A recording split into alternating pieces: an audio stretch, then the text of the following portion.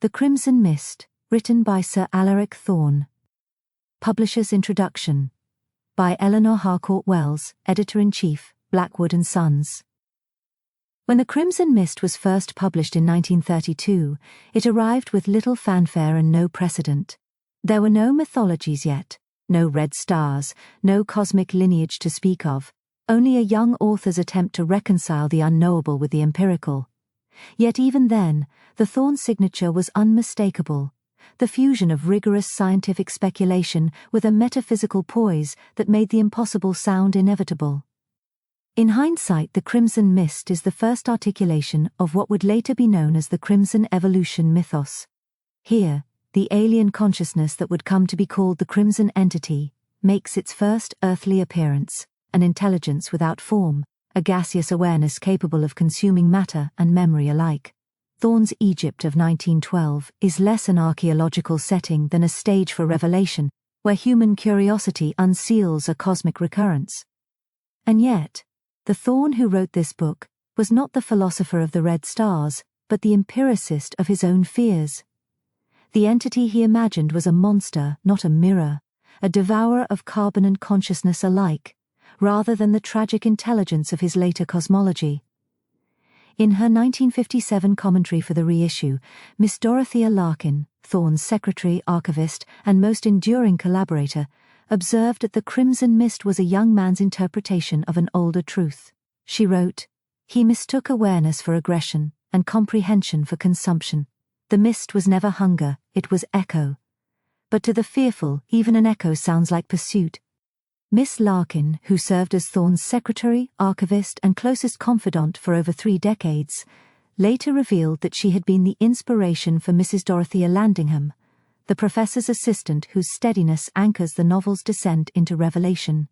In a 1967 interview recorded only months before Thorne's passing, she said, "He told me once that she was the part of the story that kept him honest, the voice that didn't flinch. He gave her my mannerisms, my spectacles, even my handwriting. I asked him once why she had to be there at all. He said, because without her, no one would believe the fear had a witness." Thorne himself came to agree with Larkin's later interpretation. In the decades that followed, his tone softened from terror to awe. The Crimson Breath reimagined the same phenomenon, not as an invader but as an instrument of cosmic remembrance. By the Crimson Flesh, written in a period of deepening illness and quiet reflection, Thorne gave his creation its most human form, an organism born not of malice but of accident, cursed to consciousness and incapable of dying. Here, sympathy supplants fear, the creature that once devoured now grieves its own existence. From there, the sequence widened into the cosmic. Sojourn of the first red star, and pilgrimage of the second red star transposed Thorne's biological anxieties into astronomical parable, transforming appetite into correspondence. The Crimson Planet at last completed the circle backward, revealing the civilization whose catastrophe birthed the first whisper of the mist. And in revelation of the third red star, composed in the shadow of his cancer, Thorne allowed his creation to witness the death of Earth and the continuation of the universe beyond morning. Miss Larkin recalled in her notes that he remained haunted by that first whisper. In The Crimson Mist, she said, he had looked directly into the abyss and given it language. Everything that followed, every breath, flesh and star, was, in her words, his lifelong attempt to answer that language with understanding. Reissued now in its definitive edition, The Crimson Mist stands not as the genesis of fear, but of vision, the first imperfect resonance of a mind beginning to measure eternity. Its contradictions are not errors but evidence, proof that both author and creation were still learning to remember what they had always known. This 1969 edition fulfills the author's final wish, that the sequence be made whole, and that his mythology, born of science and solitude, should close the circle it began. This publication completes the restoration of Thorne's central works: Crimson Mist, 1932, Crimson Breath, 1943, Sojourn of the First Red Star, 1951, Pilgrimage of the Second Red Star, 1955, Crimson Planet, 1958, and Crimson Flesh, 1964, alongside the posthumously released revelation of the Third Red Star, 1966.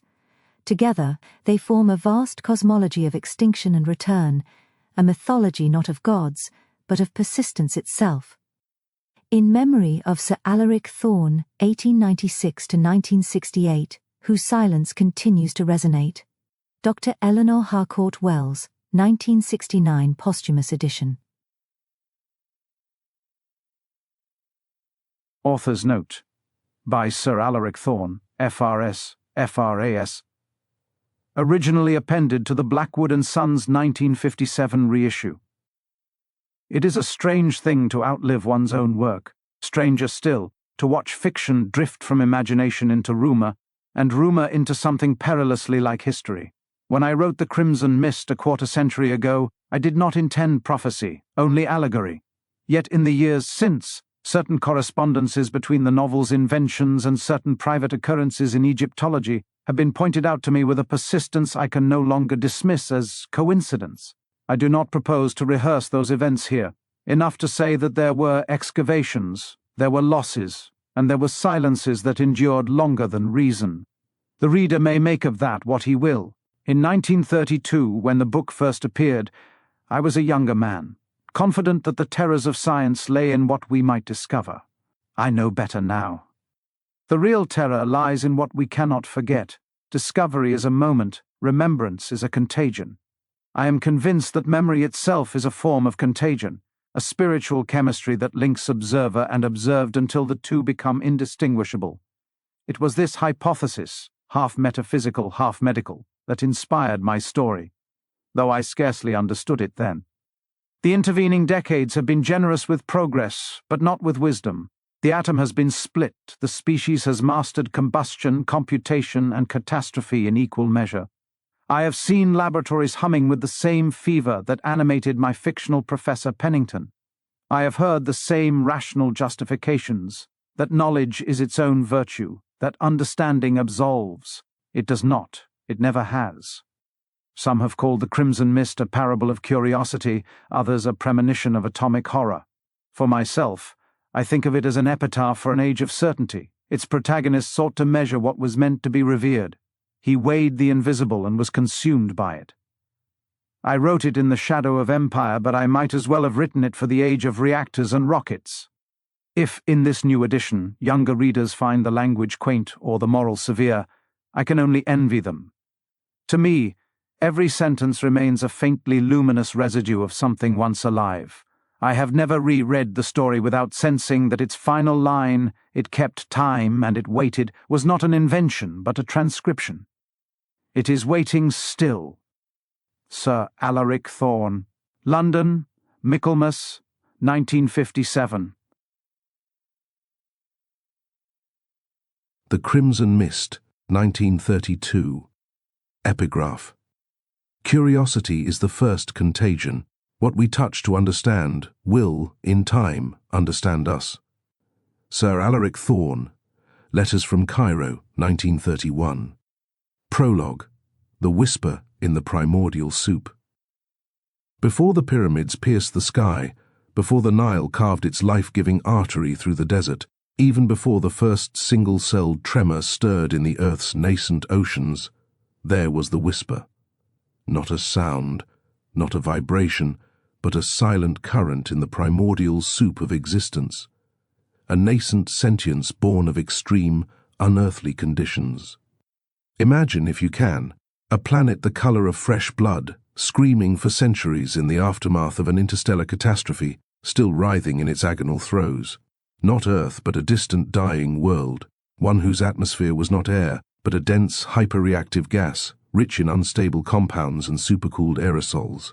On this world, life did not arise from carbon and water as we know it, but from silicon and elemental iron, energized by constant, violent electrical storms.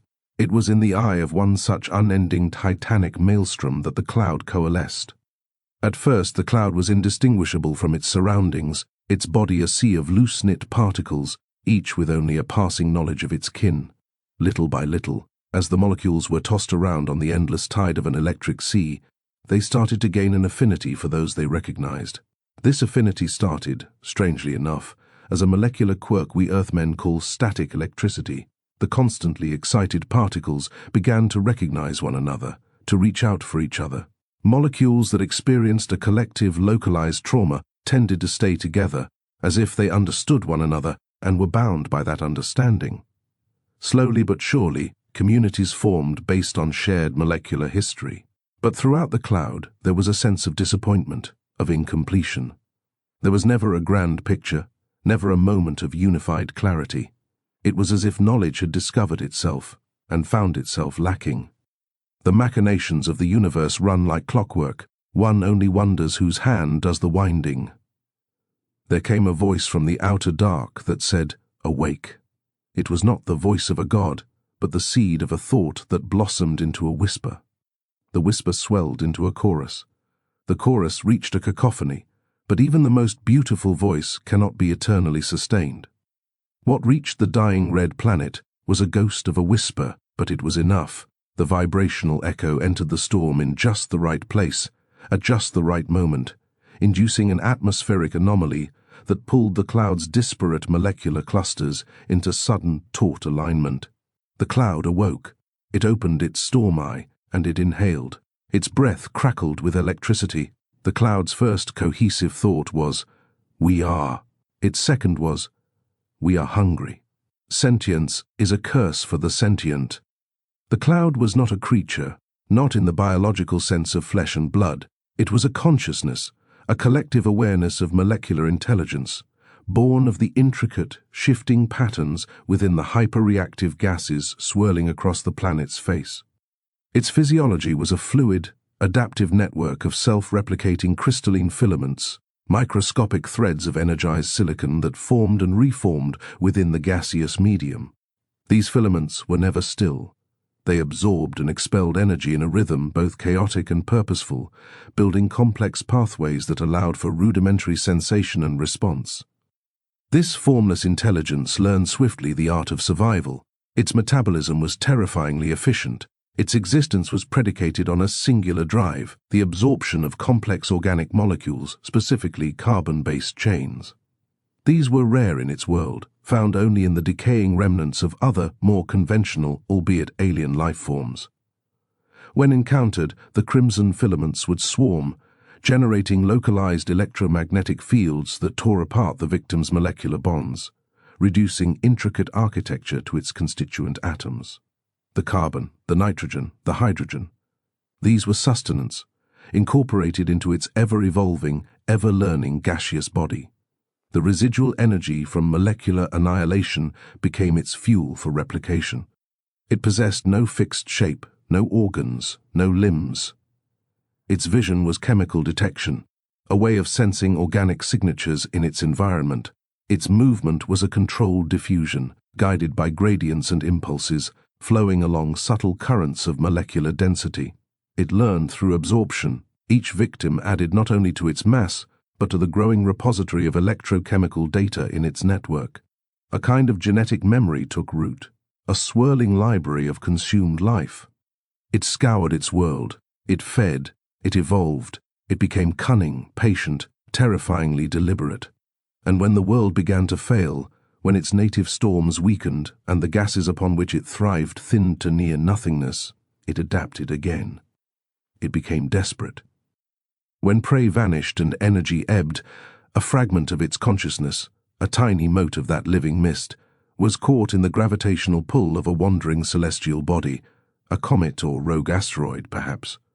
Enclosed within a sheath of supercooled ice and iron dust, it entered hibernation, a sleep without time, a stillness that preserved its structure, its will, its hunger. It drifted through the long dark between stars, eons uncounted, cold upon cold, until chance, or cosmic arithmetic, carried it into the gravity well of a young green planet alive with the very chemistry it craved. Earth. It arrived not in fire, but in silence, a fragment, a seed, a spark, invisible among billions of cosmic grains. It descended quietly, perhaps as dust within a meteorite, or a particle upon the surface of an interstellar rock that burned away harmlessly in the newborn atmosphere. It found its way downward, into the soil, the stone, and eventually the deep, drawn to the faint, murmuring hum of geothermal heat. There it slumbered, deep beneath oceans that had not yet known life, dreaming of carbon chains and living prey. What slept was not inert. It learned, it grew. In the slow grammar of pressure and heat, it discovered the language of matter, how to take it in, how to become it, how to multiply without division. At first it was no more than a stain upon the stone, a film too thin to be seen, but it did not remain so. It gathered itself, feeding grain by grain, until it thickened into something like a clot within the earth, small but complete. It spread only as far as it could sustain itself, withdrawing as often as it advanced, consolidating rather than sprawling. In time it came to occupy a single hidden pocket beneath the stone, no larger than a sealed canopic jar, yet dense with its own continuity. It could extend itself in fine threads through hairline fractures, taste what lay beyond, and draw back again, each contact making it more certain, more whole. What had been smaller than dust became something that could be held, if it were ever forced into the open, but even at that size it was enough to answer intrusion, enough to hunger. Millennia passed. Civilizations rose and fell, and in the cradle of the Nile, beneath sands that had swallowed dynasties, men of Kemet, those who understood the hidden sciences of resonance and form, stumbled upon the entity. Perhaps by accident, through mining or tremor, they breached its resting place. They beheld what could not be named, what the later world would call unnatural. It was not spirit, nor god, nor beast, but something beyond the binary of life and death. They saw hunger embodied, matter that devoured matter, that consumed form and returned nothing but itself. They named it the breath of oblivion. They called it the eater of worlds, and they sought not to destroy it, but contain it. For how does one kill a whisper? How does one imprison a gas that thinks? They worked in secrecy, drawing upon their deepest alchemical knowledge. They crafted a vessel, a jar of rare earths and minerals whose harmonics could disrupt and dampen the entity's internal energies. It was no mere clay jar, it was an engineered nullifier, a resonant prison. The hieroglyphs that adorned its surface were not symbols of worship, but equations of containment. The wax seal that bound it was mixed with trace metals that interfered with electromagnetic resonance. The tomb they built around it was not a burial chamber, but a vault. Its purpose was not remembrance, but prevention.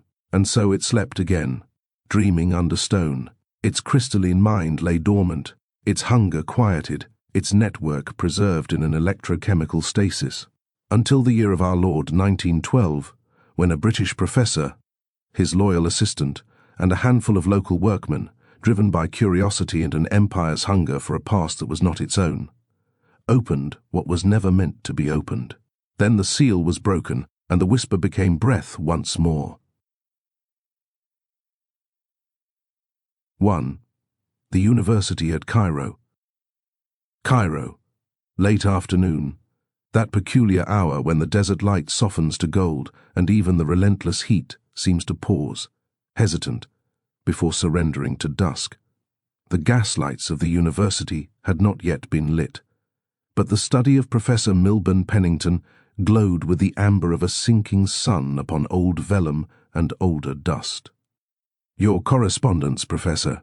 Mrs. Landingham placed a neat stack of letters upon the desk, hands brisk, expression composed, then glanced at the rolled maps and excavation crates waiting by the door. "Off to wake the dead, are we?" Pennington, spectacles glinting in the warm light, permitted himself a rare, dry smile. To converse with them, perhaps. Patrick Kensington, his assistant and near-constant shadow, was at the cabinet, carefully stowing glass slides and notebooks. He looked up with that mixture of admiration and anxiety that so often defined his dealings with his mentor. "We shall be careful," he said, meaning it. "I've no doubt about you, Mr. Kensington." Mrs. Landingham adjusted a stray strand of hair from her brow and tapped the edge of the professor's satchel with a motherly forefinger. "But scholars can be braver than is wise. Knowledge," recited Pennington, as if recalling scripture, "is a duty." "And a burden," she replied, softer, as though to herself. She lifted the brass carriage clock from its niche on the shelf and wound it until the spring purred faintly. "The world keeps its time without our meddling, Professor. See that you do the same." Patrick smiled, faintly, ruefully. "We shall bring you a cartouche, Mrs. Landingham." "Bring me yourselves," she said, and the clock chimed once, delicate as a heartbeat. Outside, Cairo simmered with the low hum of life, merchants shouting, the muezzin's distant call, the bray of a donkey cart passing in the street. Pennington, absorbed in his notes, scarcely heard it. His world had narrowed to one singular pursuit, the unearthing of a sealed tomb discovered west of Dahshur, untouched by the centuries. He could already picture the unseen hieroglyphs, the whisper of ancient air, the thrill of rediscovery. His pen scratched against the paper, his script tight and efficient. Field notes. Dahshur, unregistered chamber. Hieroglyphs suggest 12th dynasty or older. Local foreman Khalid reports unusual seal composition. His local foreman, Khalid ibn Saleh, came highly recommended, a man of the desert with an engineer's eye and a scholar's patience. Pennington trusted him more than most of his European peers. Patrick, ever practical, packed the field journal and a small set of glass vials. "Shall I prepare the respirators, sir?" "Yes," responded Pennington absently. "And the sample flasks. I suspect we shall find something rather extraordinary." He did not see the faint hesitation in Patrick's expression, the flicker of doubt, of caution. He only heard the turning gears of his own ambition, the steady click of Mrs. Landingham's clock as it marked time's indifferent rhythm. As the evening deepened, Mrs. Landingham brought tea, her final act before departing for the night. She paused at the door, looking back at the two men surrounded by maps and lamps, the soft hum of a gramophone playing a slow, uncertain waltz. There was affection in her glance, but also unease, the instinct perhaps that she was seeing them as they had been before something irreversible. "Don't stay too late, gentlemen," she clucked, her eyes twinkling merrily behind her spectacles. Pennington waved her off. "Mrs. Landingham, I assure you, the dead can wait." She smiled, shook her head, and left. The last light of day slipped across the floor like a parting breath. The carriage clock ticked on. 2. The boundary at Dahshur. The desert lay like a vast anvil of ochre and heat beneath a merciless sun. Every grain of sand shimmered with the illusion of movement, as though the land itself breathed. Professor Milburn Pennington, scholar of ancient civilizations and champion of rational inquiry, stood before a newly unearthed stone door, and felt, for the first time in his life, a faint tremor of superstition.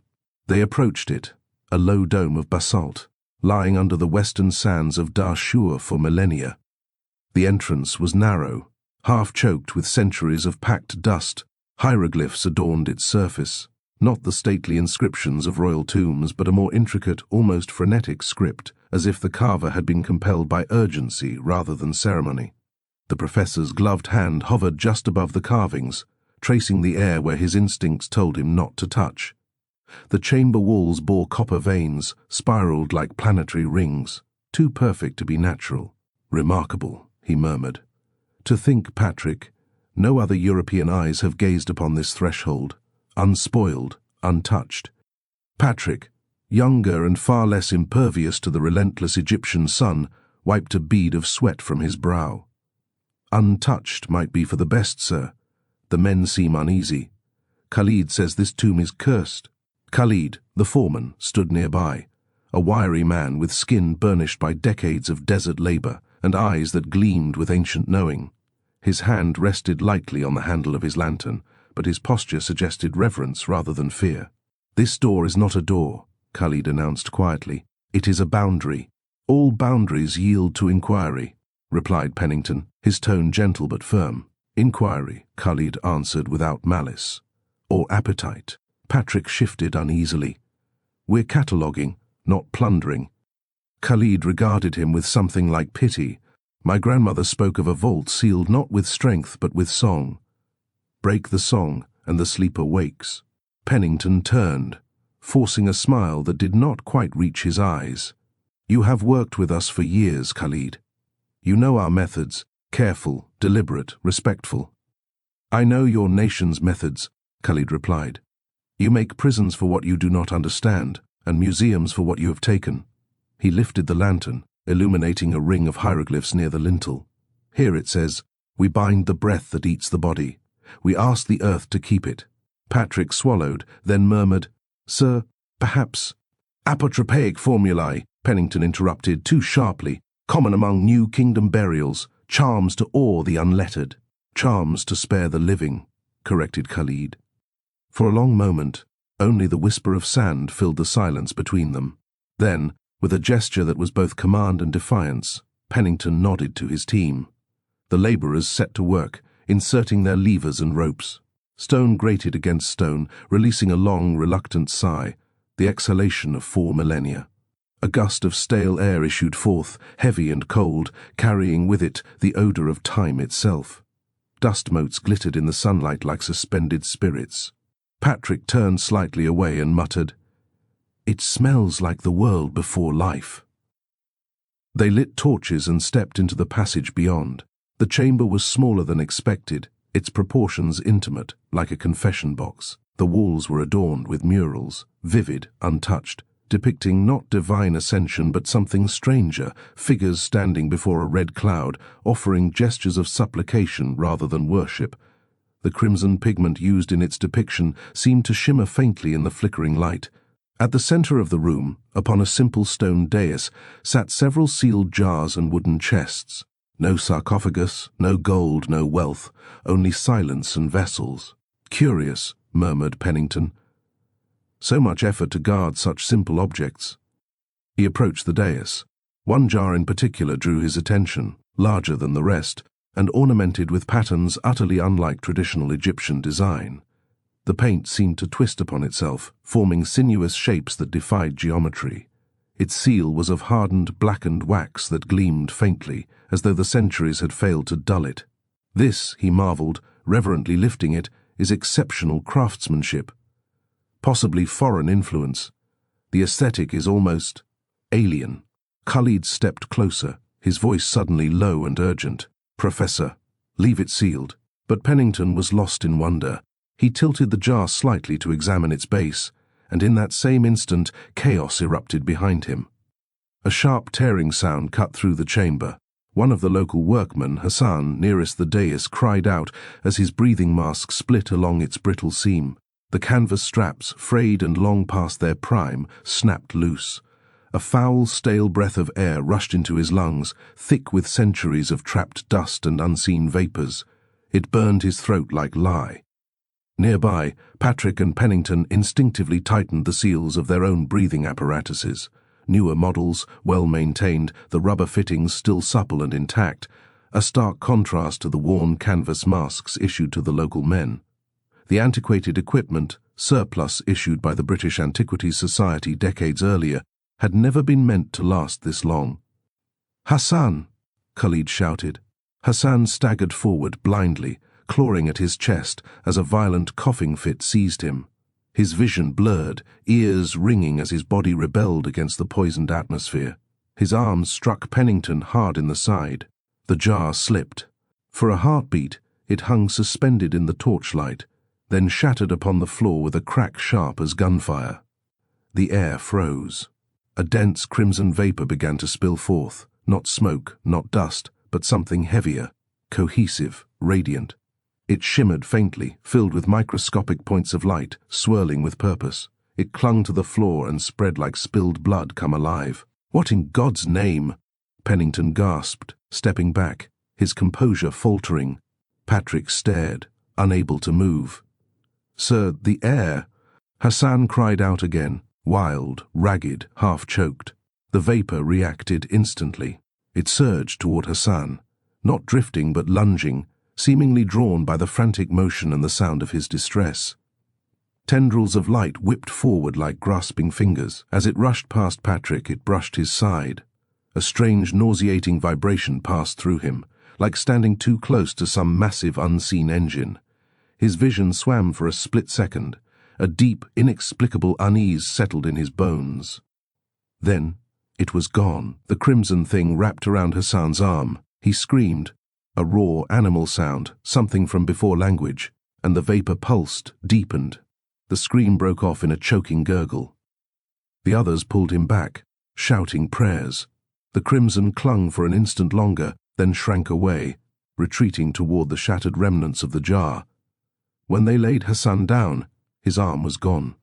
From elbow to wrist, there was nothing, only charred flesh that smoked faintly in the torchlight. The air was thick with the scent of iron and lightning. Khalid dropped to his knees beside his friend, muttering an ancient prayer under his breath. Then he looked up, not at Patrick, not at the workers, but at Pennington. "You called it," he accused the professor. "Now it hears its name." Pennington could neither speak nor think. Only instinct acted. He reached into his satchel, fumbling for one of the empty specimen flasks he had brought for air samples. With trembling hands, he unstoppered it and lowered it toward the writhing red vapor. It hesitated, hovering in the air like a spectre of fate. Pennington set the flask down on the floor of the tomb, adjacent to the shattered remnants of the sacred jar. To his astonishment, the substance flowed toward the glass, as though drawn by unseen magnetism. It spun, condensed, folded upon itself into a miniature whirlpool of scarlet light. When the last trace had entered, Pennington clapped the stopper down with a decisive click. The hum stopped. The air was still. The Egyptian laborers pressed close to one another, whispering in fear. Khalid began to recite a verse of protection under his breath. Hassan's body lay shivering, the stump of his arm smouldering faintly against the cold stone. Patrick's voice broke the silence, small, strained. "Professor, what have we done?" Pennington stared down at the flask, its crimson occupant swirling gently as if in thought. His voice, when it came, was thin as paper. "Mr. Kensington, we have made a discovery." The word hung between them like a verdict. Around the tomb's edges the wind began to rise, pulling thin ribbons of dust through the widening crack in the door.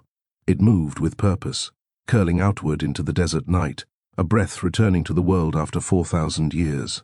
Miles away, that same breath brushed the city's rooftops, slipped through open shutters, and stirred the fevered air of a place where the wounded fought for life. 3. A vigil at Shubra. Hours later, the light over Cairo was thin and colorless, the kind that makes even living things appear embalmed. The hospital at Shubra was a weary monument to survival, its whitewashed walls mottled by heat and years of human sorrow. Flies traced slow orbits in the humid air. The scent of carbolic acid could not conceal the heavier odor of sweat, blood, and despair. Khalid moved through its corridors like a ghost among the wounded, clutching a folded handkerchief against the stench.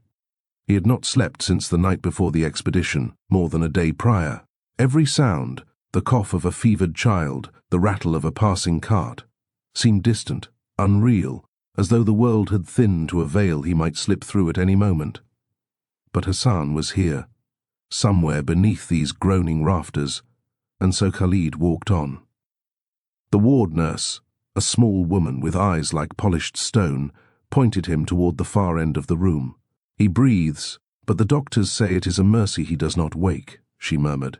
"His wife has not left his side." Hassan lay on a narrow cot beneath a mosquito net, the stump of his right arm swathed in linen up to the shoulder. The bandaged stump of his missing arm rose in a fragile ridge beneath the sheets. His skin was the color of candle wax.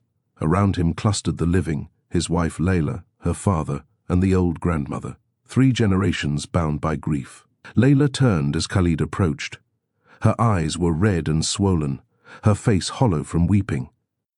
"You told him to go," she whispered, voice trembling. "You told him to follow those men into the desert. You said there would be good work, honest work. Look what has come of it." Khalid bowed his head. "If I had known—" "You should have known!" Layla shouted, her anger raw as an open wound. "You should have seen what they were carrying." Hassan said the earth itself burned under their feet. Her father rose stiffly from the corner chair, his face carved from bitterness. "We will take this to the court," he asserted. "The British administrators will pay. The university will pay. We will have silver for every finger that creature took from him." Khalid flinched at the word creature, but did not deny it. He was unsure for a moment if the father-in-law was referring to the thing in the jar or to the European professor, then decided it did not matter. He regarded the older man with quiet sorrow. No coin can close a wound like this, and no court will name what truly did this. The old man spat into a rag. Then you will name it for them. You were there. You saw. Before Khalid could answer, a thin, papery voice spoke from behind them. It was not the hand of God, nor the hand of man. The grandmother sat near the foot of the bed, rosary beads glinting in the weak light. Her face was a map of wrinkles, but her eyes were sharp, ancient, measuring. She beckoned Khalid close. You carry the smell of the desert, the same that clings to him. Khalid knelt beside the old woman. I was with him when it happened. He was brave. She nodded slowly, fingers tightening around her beads. Bravery is the fool's candle in the storm. What touched him was older than courage, older than the world. Layla looked away, whispering a prayer. The old woman leaned closer, her voice scarcely a breath. My mother spoke of it once, a tale from the Red Sands. They called it Al-Akil al-Alamin, the eater of worlds. It sleeps beneath the places where the sun bleeds into the earth. When men dig too deep, it remembers that it is hungry. Khalid shivered. It is not a spirit, he protested. It is a thing of matter, though we do not yet understand its nature. Her eyes narrowed with pity. You still believe that knowledge will save you. She touched his forehead gently, as one might bless a child. When the fire first learned to eat the air, it was not evil, only hungry. The same hunger lives in what you brought from the sand. He wanted to argue, but her touch stilled him. What should I do? He asked quietly. See what your friend has become, she urged. Then tell those men of science that they are feeding a god who does not know the faces of their grandfathers. Her words hung between them like incense smoke. Khalid stood suddenly, bowing to the grandmother. He headed for the door of the room, failing to meet the eyes of Layla and her father, but feeling the weight of their gazes on the back of his head until he was halfway down the corridor. Hours passed in uneasy silence. Outside, the call to prayer drifted faintly through the windows. Layla dozed against the cot, her hand on Hassan's chest, as if by touch she could keep him tethered to the world. As the ward settled into a weary hush, two men in sun-faded uniforms paused at the doorway. The elder, Inspector Selim Barakat, removed his hat and studied Hassan a long moment. The younger, Constable Nabil Ghaffar, balanced a notebook already thick with names that never quite reached court. Selim's voice was low, respectful. We will take statements tomorrow, he told the nurse, and we will bring the Imam copies for the records. Nabil glanced toward the family, toward Layla, whose grief had sharpened into something like resolve. For the widow, he murmured, we will make room in the ledger where the law has none. They left no promises, only the careful, bureaucratic kindness of men who knew how many truths were bent to fit a foreign ruler's filing system. 4. The laboratory. A chill descends. The return journey from the desert to Cairo passed in uneasy silence. The crimson-filled flask rode in a padded crate between Professor Pennington's boots, a prisoner glowing faintly under layers of linen and glass. Patrick sat opposite of Pennington in the narrow rail compartment, pale and hollow-eyed, his gaze never straying far from the crate. Khalid had refused to accompany them further. He stayed behind to tend to the injured Hassan, whose life hung by the thinnest thread. He breathes, Khalid had told Patrick before they left, but what he saw will haunt him if he wakes. His parting words, "You cannot own what was never born," echoed through Patrick's mind long after the train pulled away from the station. Back at the university, the familiar corridors of polished marble and echoing archways offered no comfort.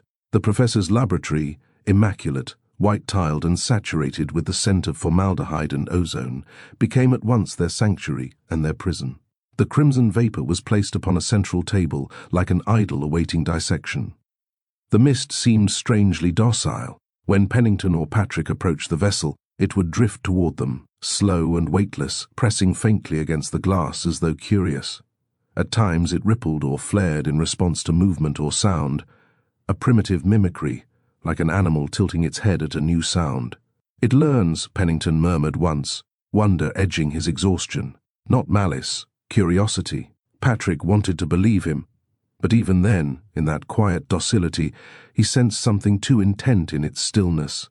Not innocence, but attention. Pennington busied himself with instruments and notebooks, his movements crisp and clinical. He scribbled equations, arranged experiments, and spoke with the taut energy of a man trying to master his own dread through intellect. "Patrick," he instructed, tightening the seal around the flask with deliberate care, "prepare the isolation chamber. We begin with the basics: temperature fluctuation, light exposure, spectrometry. If this phenomenon is chemical, it will yield to reason." Patrick obeyed, though his hands trembled faintly. "And if it isn't chemical, sir?" Pennington paused but did not look up. "Then we shall make it so." The first night's trials were inconclusive. When exposed to heat, the crimson substance glowed. When chilled, it merely condensed slightly. Light passed through it as though refracted by a living lens. It left no residue on glass, emitted no radiation, produced no identifiable scent. It was neither vapor nor solid, neither plasma nor matter in any conventional sense. When disturbed by motion, it pulsed, faintly, rhythmically, as though acknowledging attention. By the second morning, the laboratory itself began to change. At first it was subtle. The barometer needle ticked without cause. Sheets of paper curled at the corners. Metal surfaces, once polished to a scholar's shine, grew dull overnight. Coffee, once a bitter comfort, acquired a faint metallic tang. Then came the hum, low, suboral, felt more than heard, vibrating softly through the tiles and instruments. Patrick mentioned it over breakfast. "Do you feel that, sir? Like a current in the air?" Pennington frowned, pen poised above his notes. "Nerves, my boy. Fatigue." But the hum deepened.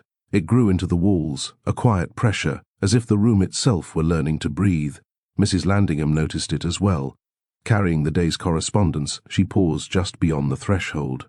"It feels chill in here," she pronounced, rubbing her arms. "Like a church just before a funeral." "It is the refrigeration system," Pennington replied briskly, though there was none. She offered him one of her rare searching looks, the kind that makes a man wish he was better than he is. "You've been working too long without rest, Professor. You and Mr. Kensington both. It isn't healthy." Patrick gave her a weak smile. "We'll be fine, Mrs. Landingham." "See that you are." She hesitated a moment longer, then left, her footsteps echoing down the hall. The clock on the shelf ticked once, then again, oddly, as if it had found a second heartbeat. Later that afternoon, just as Mrs. Landingham returned with tea and sandwiches balanced on a silver tray, Khalid appeared unannounced at the laboratory door. The two saw each other at once, and her tired face lit up. She greeted him warmly, setting down the tray. "Mr. Khalid, by heavens, I thought you'd gone back to Giza. It's good to see a familiar face that isn't half mad with books or bottles." Khalid's grave expression softened. "And you, Mrs. Landingham, still carrying more grace in your hands than all of Cairo's marble halls." She laughed softly, swatting the air with a napkin. "Flattery suits you no better than dust, my dear. Sit a moment. You look as though the desert still clings to you." He smiled, though faintly. "It does, I think. Some deserts never leave us." Her expression was gentle. "Then have some tea before the scholars drink all the sanity out of the pot." She poured him a cup with practiced ease, and for a brief instant, the air in the lab felt human again. The clink of porcelain, the quiet warmth of shared history. Khalid bowed his head slightly as she handed him the cup. "Your kindness has never failed me, and your honesty has never failed them," she said, glancing toward Pennington and Patrick. "Though I doubt they always deserve it." He gave a low, rueful chuckle. "Perhaps not, but still, it must be spoken." She patted his hand. "That's why the world needs men like you." Then, turning to the others, "Now, you'll take that tea before it grows cold, and remember, none of you is immortal." With that, she gathered the empty tray and made her way toward the door. It was then that the air shifted again, subtly, darkly. The hum deepened beneath the floor, and Khalid's smile faded as his gaze drifted to the sealed glass containment on the table, where the faint crimson glow stirred like a sleeping ember. Hassan lives. He spoke quietly. He breathes, but he does not wake. The doctors cannot name what touched him. They call it lightning, though there was no storm. Patrick froze, then exhaled shakily. Alive, he murmured. Thank God. Khalid's gaze did not soften. His family keeps vigil. His wife wails as though he were already buried. They say the foreigners brought something into the desert that was not meant for daylight. They speak of justice, of the British administrators of the courts. They will demand silver for his arm and answers for his suffering. Pennington straightened behind his desk, the instinctive stiffness of a man confronted by consequences. I will see that the family is compensated, whatever the cost, medical care, wages, restitution. Khalid cut him off with a raised hand. Money is not the wound that must be bound, Professor. They ask for the truth. What name will you give them for the thing that eats the flesh and leaves no bone behind? Pennington's composure faltered, a shadow crossing his face. They would not believe the truth. They might, Khalid pressed, if it came from your lips, instead of the whispers that travel faster than the Nile's own current. Patrick's voice broke through the silence, subdued but firm. We are doing what we can to make it safe. Khalid's eyes flicked toward the glass containment, where the faint crimson glow stirred like a sleeping ember. You are binding it in glass, he said at last, as my ancestors bound it in stone. You think the material is the difference. Pennington set down his pen. We think the intention is. Khalid met the professor's gaze and held it. Your intention is to know. Its intention is to eat. Only one of you can be satisfied. Patrick looked up from his desk, alarmed. When this ends, Khalid implored, turning his gaze upon him. Make sure there is an ending. Patrick nodded, throat tight. I'll try. Khalid's lips twitched, not quite a smile. Do better than try. Then he was gone. On Inspector Selim Barakat's blotter at Qasr El Nil station, a thin report about an atmospheric anomaly, the university's official position, joined a tottering stack of mine cave-ins and tramway mishaps, the sort of accidents that asked politely to be forgotten. Selim held a suspicion, unfounded but strong, that this particular report would not disappear quietly, as had so many others. Only time would tell. By the third evening, the crimson mist began to respond to proximity. When Pennington leaned close to the flask, it stirred faintly, curling like smoke in water. It was almost beautiful, hypnotic in its subtle luminescence. Patrick noticed it first. Sir, when you speak it moves. Nonsense. Pennington's tone was sharp, defensive. But as he turned his head, the substance coiled upward toward the light, then stilled again. His frown deepened. It reacts to vibration, perhaps, to sound waves, or to attention, Patrick murmured. The professor ignored him. He could not, would not, allow mystery to triumph over method. He introduced variables, copper filings, limestone powder, alcohol vapors. None produced any discernible effect. Only once, when a drop of his own perspiration struck the glass, did the crimson stir with sudden, alarming agitation, tendrils reaching outward before subsiding again. Pennington made a note but said nothing. That night, the two men chose not to leave the laboratory. The hum in the walls had become constant, faint but insistent. Meals were forgotten. The light outside shifted from gold to blue to grey, and still they watched. Near dawn of the fifth day, while cataloguing diffraction patterns that defied logic, Pennington spoke without lifting his eyes from the microscope. It's not a gas, Patrick, not as we understand it. It seems to reconfigure itself at a subatomic level, a transient lattice of energy, always in motion. Patrick leaned against the counter, exhausted. Then perhaps we should stop trying to understand it, Pennington looked up sharply, and surrender to ignorance, to superstition. No, my boy. Science demands courage. Patrick matched his gaze. And morality? The professor's mouth tightened. They are not opposites. The conversation ended there, but Patrick saw the tremor in his mentor's hand as he turned back to the glass. On the sixth evening, the flask pulsed with a slow, rhythmic glow, faint but undeniable. Note the increase in amplitude, Pennington whispered, awed, as though it senses our presence. Patrick said nothing. He simply moved closer to the window, wishing for air that did not taste of iron. Mrs. Landingham's absence that night was conspicuous. Her absence would soon be permanent. 5. An unfortunate lab rat. The morning of the 7th day broke thin and colourless, as though the sun itself recoiled from what waited behind the laboratory glass. The crimson thing slept, or seemed to, within its glass prison. It pulsed faintly, like a heart under ice, each rhythmic shimmer a ghostly reminder that it was not dead but waiting. Professor Pennington sat at his desk, spectacles low on his nose, pen racing across the pages of his field journal. His handwriting, once impeccable, had become hurried, erratic, more the scrawl of fever than scholarship. Subject remains quiescent unless stimulated by organic contact, non-reactive to metal, mineral and chemical exposure, shows faint electrostatic potential when approached by living subjects, hypothesis, parasitic or predatory adaptation, dependent on organic energy gradient. Patrick stood nearby, the corners of his mouth drawn tight. "Sir," he said quietly, "if it's drawn to life, then surely that's proof enough that we should not—" "Proof enough that we must understand it," Pennington interjected. "The phenomena of nature, even the dreadful ones, obey rules. We are simply too ignorant to read them." Patrick said nothing. He had learned by now that contradiction only hardened the professor's resolve. Yet he could not shake the image of Hassan's missing arm, that neat, cauterized absence, like an erasure in flesh. Pennington rose and crossed to the isolation chamber.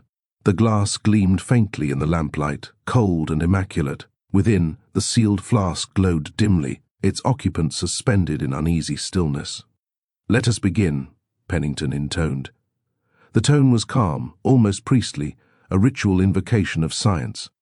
Patrick watched in silence as his mentor transferred the crimson substance into a larger containment chamber, an ingenious device of Pennington's own design, a double-walled glass cube, airtight, with a smaller access hatch controlled by mechanical arms. Inside, a simple wire cage awaited, holding a single white rat. Patrick's stomach twisted. "No," he whispered. "Not like this." Pennington's eyes gleamed with feverish purpose. "This is controlled observation. The specimen's reaction to biological stimulus may reveal—" "Sir, it's alive." "So is the subject," Pennington snapped. "That is precisely the point." The professor adjusted the lamp, flooding the chamber with pale light. With deliberate care, he loosened the stopper of the flask. A thin coil of red mist escaped, moving not like vapor but like something with intent. It flowed, unhurried yet intent, into the chamber. Patrick's breath caught. The rat stirred, sniffing the air. The crimson shimmer approached, then hesitated, as if assessing. For one ghastly instant, the two forms regarded one another, life and unlife, curiosity mirrored in miniature. Then the mist struck. It did not engulf so much as enfold the small morsel of life, deliberate and unhurried. A single filament of red drifted forward, a concentrated vein of vapor, and brushed the rat's flank as though testing its warmth. The creature froze, whiskers trembling. The filament lingered, tasting, then tightened its slow spiral, pulsing with a faint inner glow. The rat's breath hitched. A tremor passed through its limbs, then another, sharper this time. Not a reflex, but a dawning panic. Its paws scrabbled weakly against the metal floor, claws clicking in a frantic, diminishing rhythm as the vapor insinuated itself along fur and skin, seeping inward with patient intent. The glow brightened, dimmed, brightened again, a steady rhythm, as though syncing itself to the creature's racing heartbeat. Its chest rose in quick, shallow bursts. A thin, pitiful squeal escaped it, cut short as its muscles seized. Still, it tried to move, to flee, to breathe. For a heartbeat it remained alive inside that unnatural stillness, eyes wide, body rigid. Then the filament thickened, in substance, in intent, its glow sinking into the creature's outline. The rat's form began to soften, its edges blurring as though the air itself were loosening its hold on matter. Fur dulled, bone wavered, the body sagged inward, collapsing without falling, as if gravity no longer recognized it. A faint haze rose from the dissolving form, drawn upward in thin, wavering threads into the waiting red vapor. The rat's eyes flickered once more, a final desperate spark before even that was taken. Bit by bit, the creature thinned to a silhouette, then to a smear of color, then to nothing at all.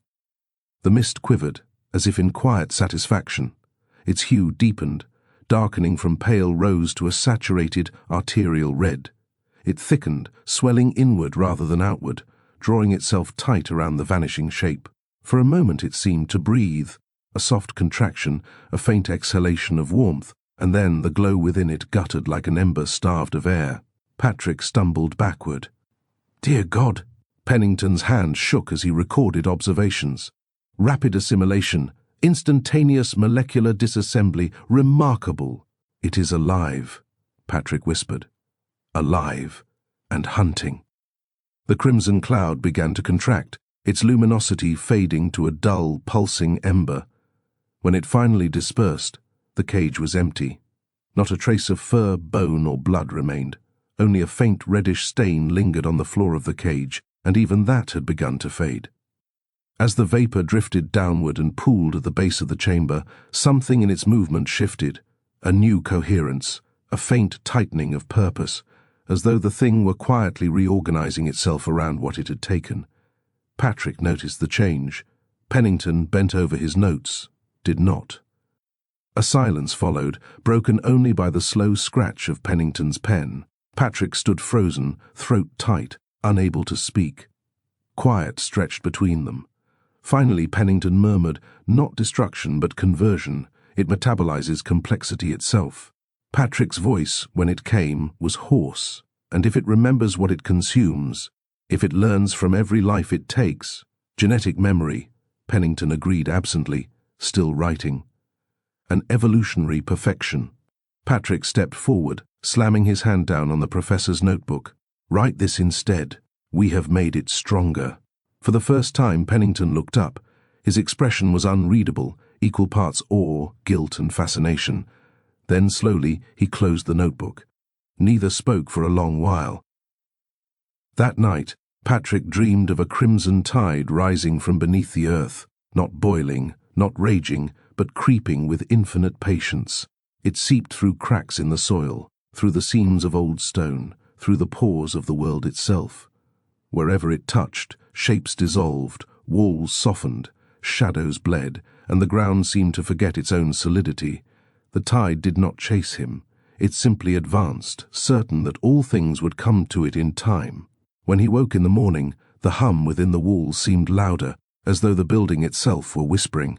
Patrick stumbled into the laboratory, where he found Pennington sitting at his desk, his face drawn and pale. Khalid visited, the professor said without turning. He asked if we had sealed it again. Patrick thought of Hassan, bandaged and wordless in some Cairo ward. And what did you tell him? The truth, Pennington replied softly. That we are trying to. Patrick hesitated. He doesn't believe you. Nor should he, sighed the professor, at last meeting his assistant's gaze. I scarcely believe myself. Pennington exhaled slowly and turned back to the glass containment. Within, the crimson haze shifted, pulsed once, faintly, but with purpose, as though it had heard and understood. That evening, Pennington made a new entry in his journal. The entity displays active adaptation. Its structure exhibits both resilience and intent. It learns, it remembers, it waits. I begin to suspect that our curiosity has become its tutor. We are not merely its observers, but its educators. He paused, staring at the final sentence, then struck through it with his pen until the page tore. 6. Warnings unheeded. The laboratory, once a sanctuary of order and intellect, had begun to resemble something else, a place where the air hung heavy with unseen vibrations, where shadows lingered too long, and the instruments seemed to hum faintly even when unpowered. The crimson mist had become the room's silent heartbeat. It was no longer an object of study, it was a presence. Mrs. Landingham noticed it first. Returning one morning with her usual basket of correspondence and fresh coffee, she stopped at the threshold and frowned. Good heavens, she murmured. It feels colder in here than in the icehouse. Patrick looked up from his notes. We've had to keep the temperature regulated. A precaution. Precaution against what, exactly? she asked, setting down the tray. You both look dreadful. You've been living on fumes and fear by the look of you. Pennington, who stood by the observation chamber, replied without turning. Science, Mrs. Landingham, often requires discomfort. And sometimes it requires rest, she countered, with maternal firmness. And sunlight. I can scarcely tell what hour it is in here. The curtains haven't been opened in days. Her eyes drifted to the containment apparatus. Within the glass, the faint red vapor swirled, calm, steady, impossibly alive. She felt the tiny hairs on her arm lift. And what on earth is that? She asked softly. Professor Pennington prickled at this uncharacteristic intrusion. Mrs. Landingham was not normally the type to ask questions about the nature of his work. He came dangerously close to reminding her of her station, but Patrick shot him a warning glance, and he reconsidered. When he spoke, the professor's tone was smooth, practiced. A mineral gas from the tomb site, harmless when contained, merely an anomaly of chemistry. Mrs. Landingham tilted her head. Harmless, she murmured, stepping a little closer. Then why do I feel as if it's watching me? Pennington turned sharply. That will be all for now, Mrs. Landingham. Thank you. She blinked, startled by the sudden edge in his voice. For a moment, something unreadable passed between them, a faint fracture in the trust that had long bound them. Then she gathered her shawl and nodded, her face softening into concern rather than offense. You'll drive yourself to ruin with that tone, Professor. And for what? To prove the universe can be caged?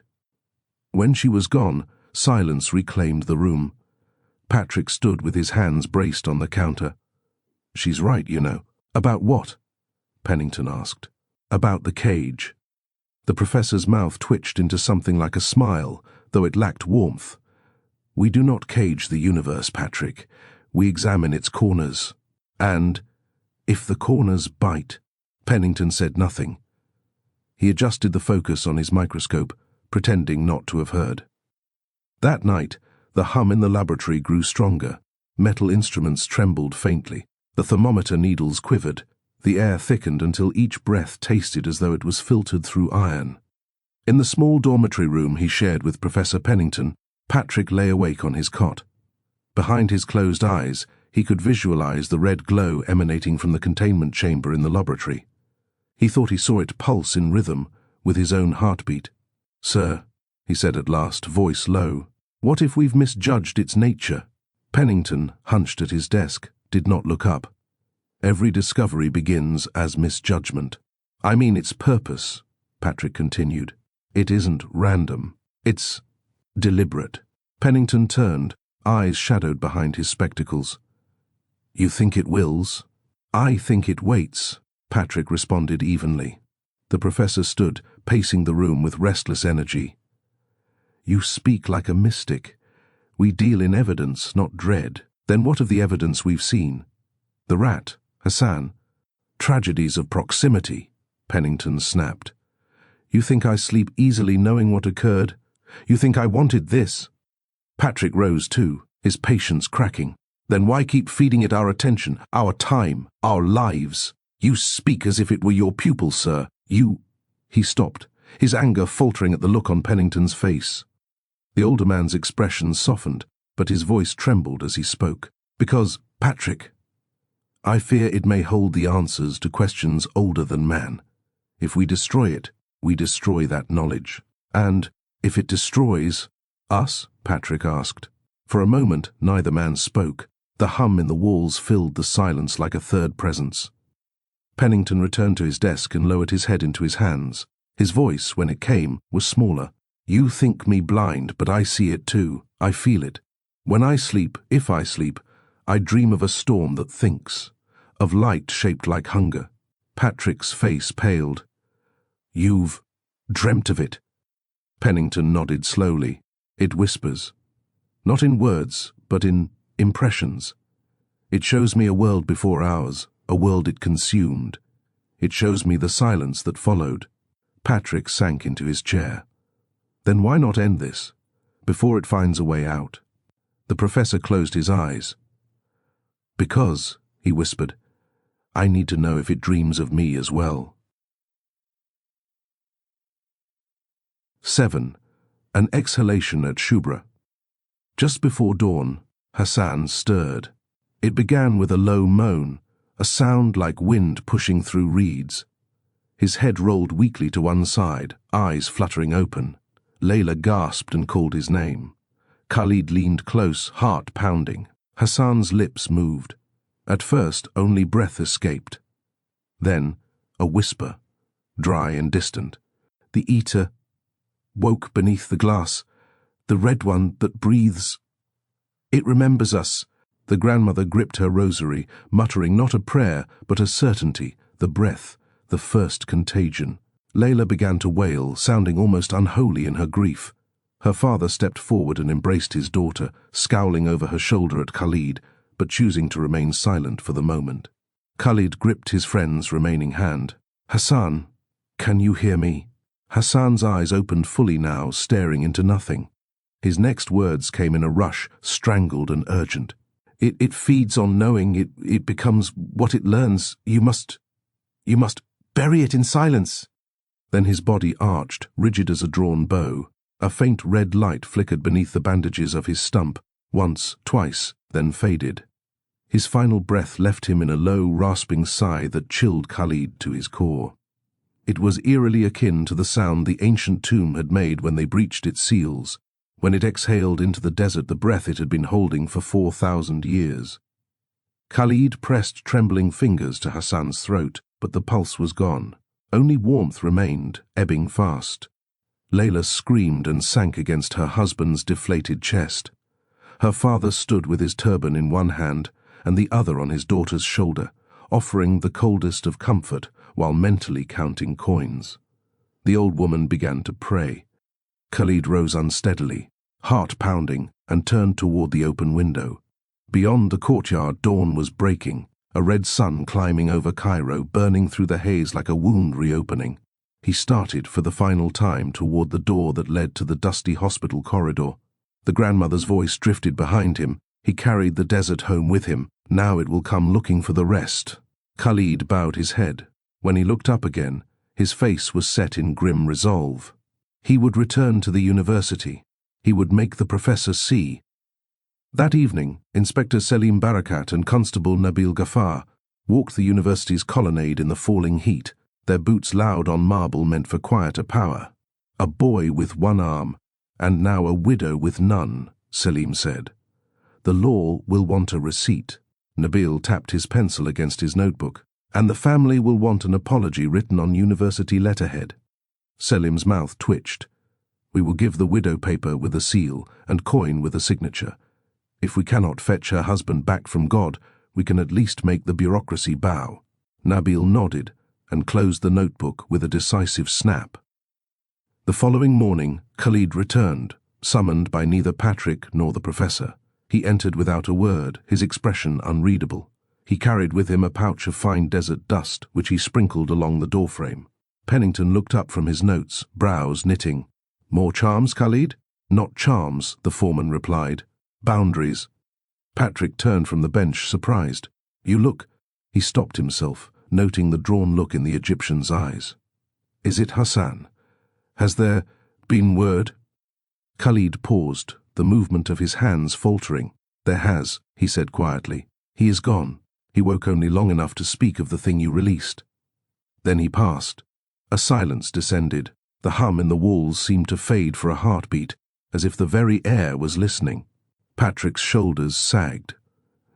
"God, Hassan." He pressed a hand over his mouth. He didn't even... Pennington's pen stilled over the page. For a moment, the facade of clinical detachment cracked, and he closed his eyes. "I am sorry," he murmured. "He was a good man." "He was," Khalid agreed, "and he died for your curiosity." Pennington's gaze hardened, but he said nothing. After a long silence, he asked quietly, "Why the dust?" Khalid met his eyes. "Because what killed him does not sleep in your glass." Pennington watched, half amused despite the tension. "You think it can cross wood and mortar?" "I think it already has," Khalid responded evenly, his eyes flicking toward the trembling instruments. "You do not keep it in there. You anchor it there. For now." Patrick leaned forward. Can it be destroyed? Khalid hesitated. Perhaps. But your professor does not wish destruction. He wishes dominion. That is how all your kind begin. Pennington's tone turned cold. Careful, Khalid. The Egyptian met his gaze. I am beyond caution, Sidi. You trespass upon an old hunger. You mistake curiosity for courage. Pennington turned away. That will be all. Khalid left without further word, but as he passed Patrick, he murmured in Arabic, when it breaks the glass, run toward the cold. Patrick did not understand then. He would, later. 8. The Tragedy of Mrs. Landingham. Professor Milburn Pennington had never trusted walls alone. Stone crumbled, steel fatigued. Even the strongest vaults yielded, given time enough and pressure enough. If this entity was truly what it appeared to be, a living hunger of particulate thought, then no single barrier would ever suffice. Thus, the containment unit was conceived not as a cage, but as an ecosystem. At the far end of the laboratory stood a structure within a structure, a room-sized double-walled chamber of reinforced steel and thick laminated glass, rising like a shrine to modern ingenuity. The outer chamber measured some 12 feet by 12, its walls lined with riveted plating and humming conduits that fed pressure controls, vacuum regulators, and resonance dampeners. Its entrance was no simple door. It was a pneumatic vacuum lock, engineered to seal with a thunderous finality. Once closed, the chamber depressurized slightly, creating a negative seal that could not be breached by force alone. To open it required a precise sequence of actions: pressure equalization, mechanical release, and manual override, performed in exact order. Not even a curious passer-by could wander inside by accident. Or so they believed. Within this outer chamber lay an open workspace, a narrow aisle of steel flooring, a sturdy workbench bolted to the wall, racks of instruments both scientific and improvised, voltmeters, resonance forks, glass cylinders, and strange devices of Pennington's own invention whose purposes only he fully understood. Here was where observation occurred, where hypotheses were tested, but the true prison lay at the center.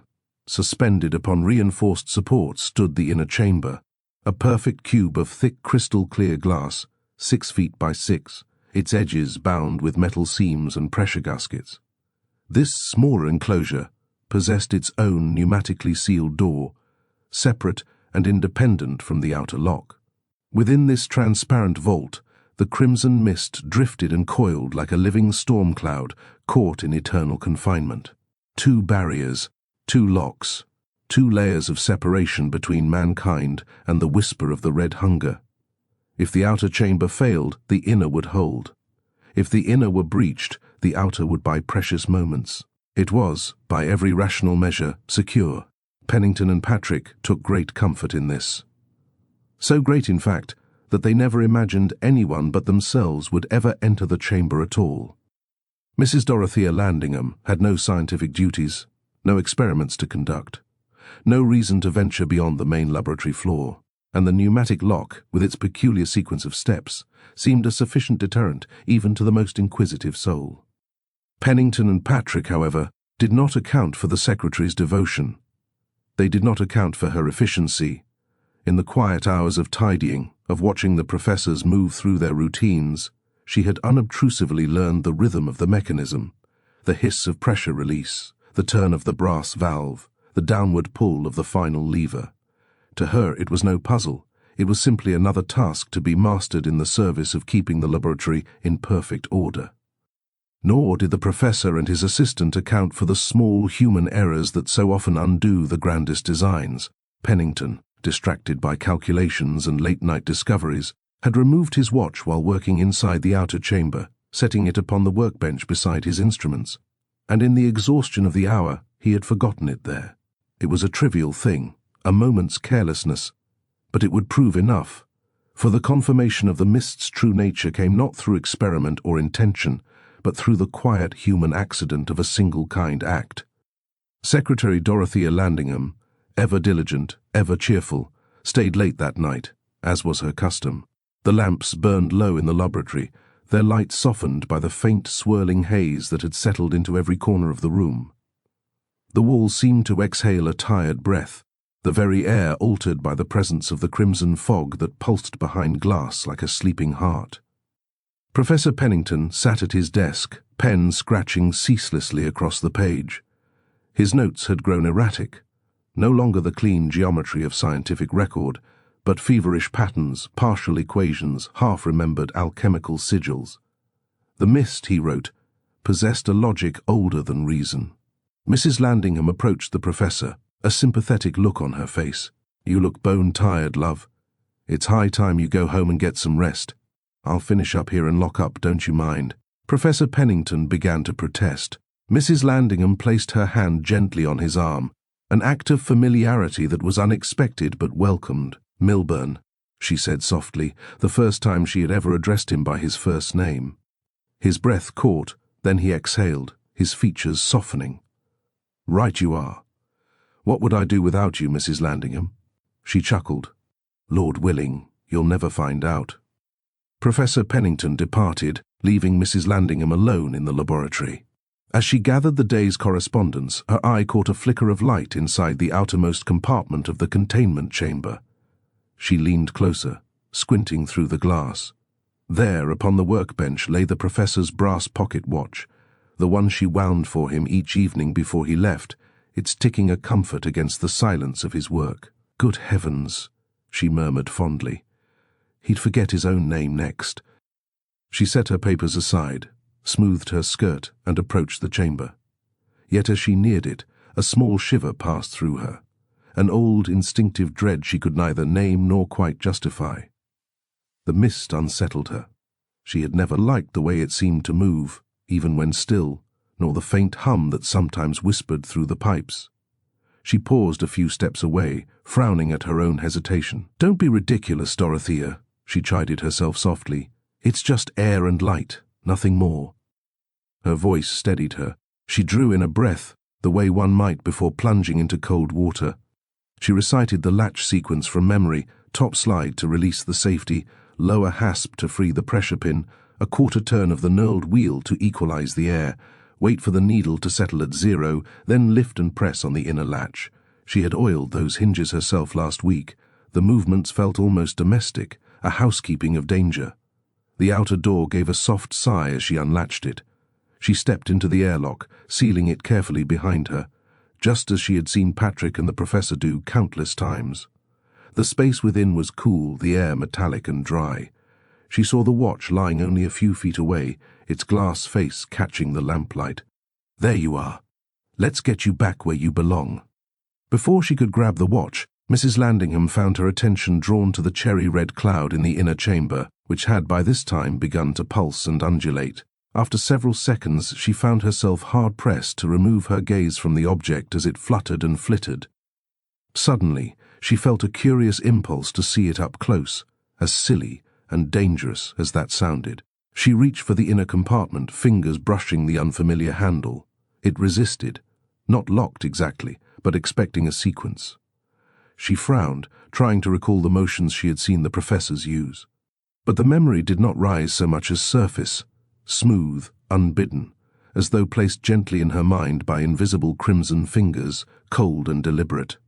The hiss of pressure release, the quarter turn, the downward pull. The steps aligned themselves with a clarity that felt borrowed, settling into her mind with an ease of thought she had never before possessed. Her hand moved almost before she decided to move it. A soft click answered her. For a moment, Mrs. Landingham forgot the watch entirely. The mist was beautiful, she thought, absurdly beautiful, like a living painting. Something in her mind whispered that the door should be open, that she had already opened it, that it was only polite to continue. Her fingers moved before her will could catch up. The secretary took a step back. A thin ribbon of red vapor uncoiled from the inner chamber, rising with a slow, deliberate grace, as though tasting the air. Then more followed, not in a rush, but in a soft, blooming spill, unfurling like silk caught in a gentle current. The mist gathered itself, folding and unfolding in delicate spirals, drifting upward in a slow, hypnotic dance that shimmered with faint scarlet light. "My word," she whispered, laughing under her breath. What an odd little fog. The laughter died at once. A tingling crept along her arm, then a sharp electric sting. The ever-present hum deepened, vibrating through her teeth, her ribs, the base of her skull. The red glow brightened, its patterns tightening into a rapid, pulsing spiral. Mrs. Landingham jerked back, hands rising in reflex, but the air thickened around her, dense as warm syrup. The mist moved fast. The graceful spirals collapsed into a single, decisive lunge, not flowing but striking. It enveloped her torso and shoulders in an instant, coiling upward with impossible speed. A cold, crushing pressure cinched around her ribs, sliding higher, brushing her throat, her jaw, her face, an embrace with the hunger of something that had been waiting. A high-pitched scream tore from her throat, raw and desperate, dampened by the double-glassed wall of the containment unit so as to be barely audible from without. Her body convulsed. She felt a sickening disintegration, as if her very atoms were being torn apart from within. The cold became an agonizing fire, an unbearable molecular shredding that ripped through her flesh, bone, and organs. Every nerve ending screamed as her form began to collapse inward, consumed and unmade. Her vision swam with flashes of red light, and a crushing pressure descended upon her mind, a chaotic influx of alien electrochemical data, the collective hunger of the mist, overwhelming her consciousness. She felt herself dissolving, her essence devoured, her life force feeding this ancient, alien entity. The terror was absolute, primal, and brief. Her scream choked off, swallowed by the expanding, deepening cloud. When the light faded, there was nothing left of Professor Pennington's secretary but the faint shimmer of a red stain upon the glass, the color of summer strawberries, a pair of spectacles lying cracked upon the floor, and the pocket watch beside them, still ticking, coated in a thin film of iridescent residue. The hum dwindled to a low, satisfied thrum. Within the chamber, the mist swirled lazily, richer and darker than before, its crimson depths pulsing with a slow, deliberate rhythm, as though savoring what it had taken. Patrick arrived early the next morning. He noticed at once that the laboratory door was ajar, something Mrs. Landingham would never have allowed. Inside, the air was wrong, heavy, metallic, faintly sweet, as though something unseen had spoiled. The lamps were dim, the instruments glistened with condensation. "Professor?" he called softly.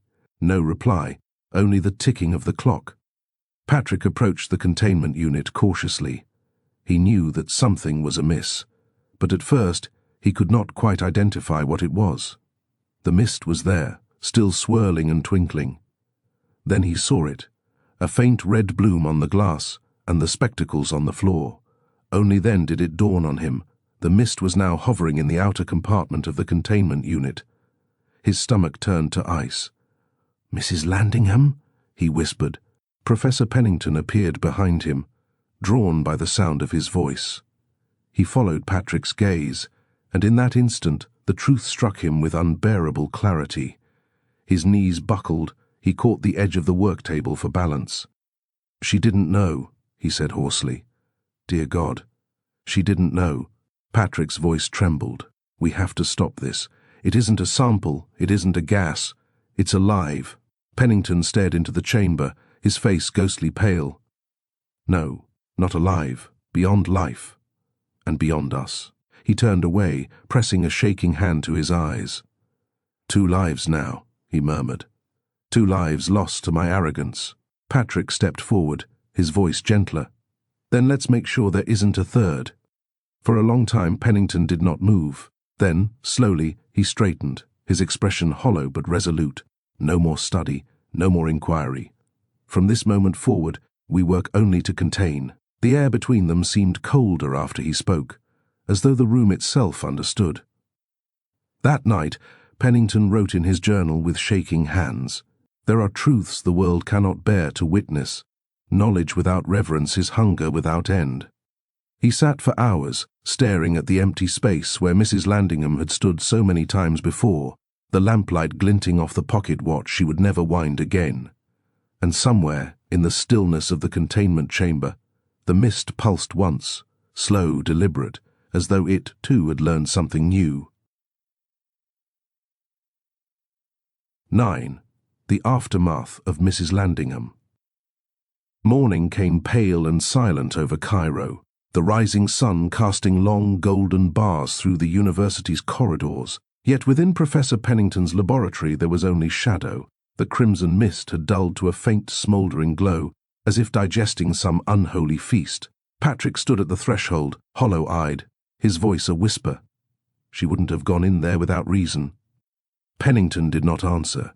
He was kneeling in front of the containment chamber. On the floor beside him lay Mrs. Landingham's spectacles, cracked, one lens missing. The watch beside them still ticked softly, steady as ever, as though mocking time's indifference to tragedy. He had retrieved these items very carefully and very quickly, while the mist seemingly slumbered after its latest consumption. I must have... Pennington swallowed hard, left the chamber unlocked. She was tidying, perhaps, saw the watch, reached for it. He could not finish the sentence. The words dissolved in his throat. Patrick stepped closer. "Sir, this isn't your doing." But the professor's face, pale and hollow, said otherwise. "It is mine entirely," he murmured. "My arrogance invited it. My faith in order, in comprehension. It was pride, Patrick. Pride disguised as curiosity." Patrick crouched beside him. "Then let that pride serve some purpose. We can still contain it. We can make certain no one else." Pennington's hand trembled against the glass, feeling the chill emanating from within. The mist pulsed faintly, slow and patient, like a sleeping creature sated by its meal. "It knows," he said. "It feels what we feel. Each time it feeds, it becomes closer to us." Patrick shuddered. "Closer? How?" The professor's reply came as a whisper. "It learns our warmth, our rhythm. It's as if it remembers us molecule by molecule. I think it even dreams, if such things can dream." For a long time neither man spoke. The air was heavy, laced with that faint metallic tang that never seemed to dissipate now. The scent of ozone and rust had become part of the room, part of them. Finally, Patrick rose. "We should report it. Her disappearance, I mean." Pennington looked up sharply. "And say what? That she was consumed by an intelligent gas of alien origin?" He gave a mirthless laugh. "We'd be dismissed as lunatics, and this thing would end up in the hands of men far less scrupulous than we." Patrick hesitated. "Then what shall we tell them?" "The truth," said Pennington quietly, "but only the truth that will be believed.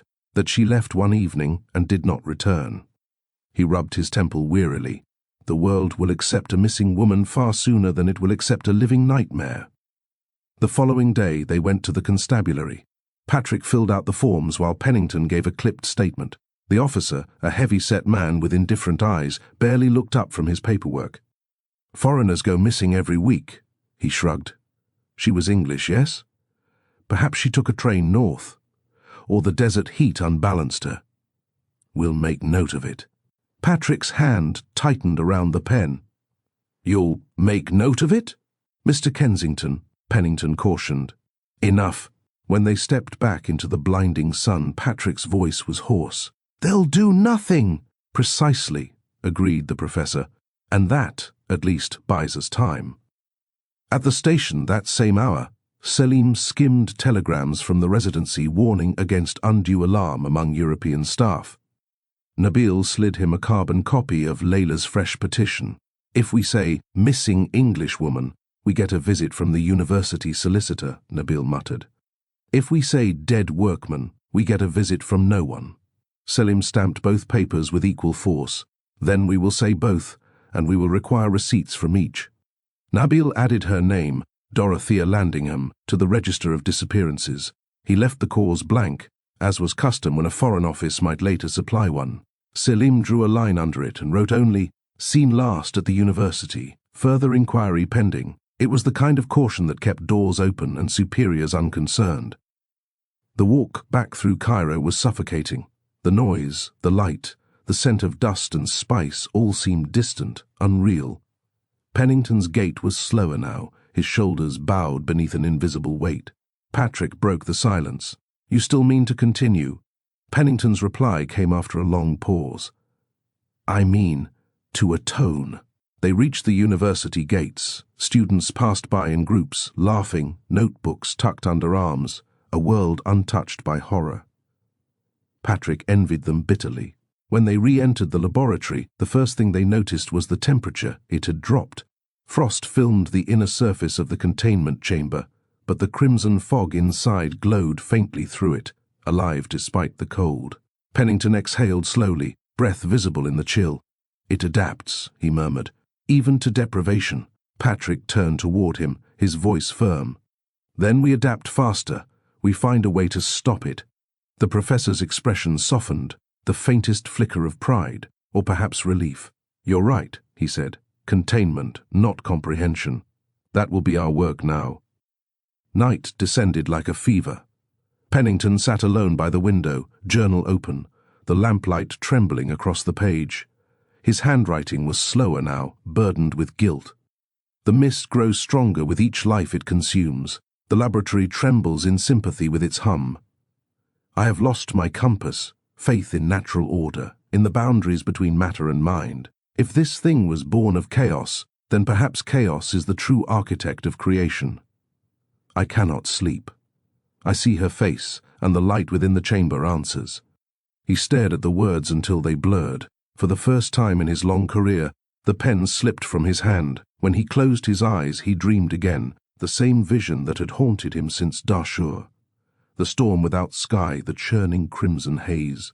But now there were faces in it, human, countless, dissolving and reforming within the mist like memories made of light, and beneath the sound of wind, a pulse like his own heart. He woke, gasping, the journal open beside him. The hum in the walls had grown deeper, almost resonant, vibrating through the soles of his feet. "Patrick!" The professor nudged his assistant. "Patrick, wake up!"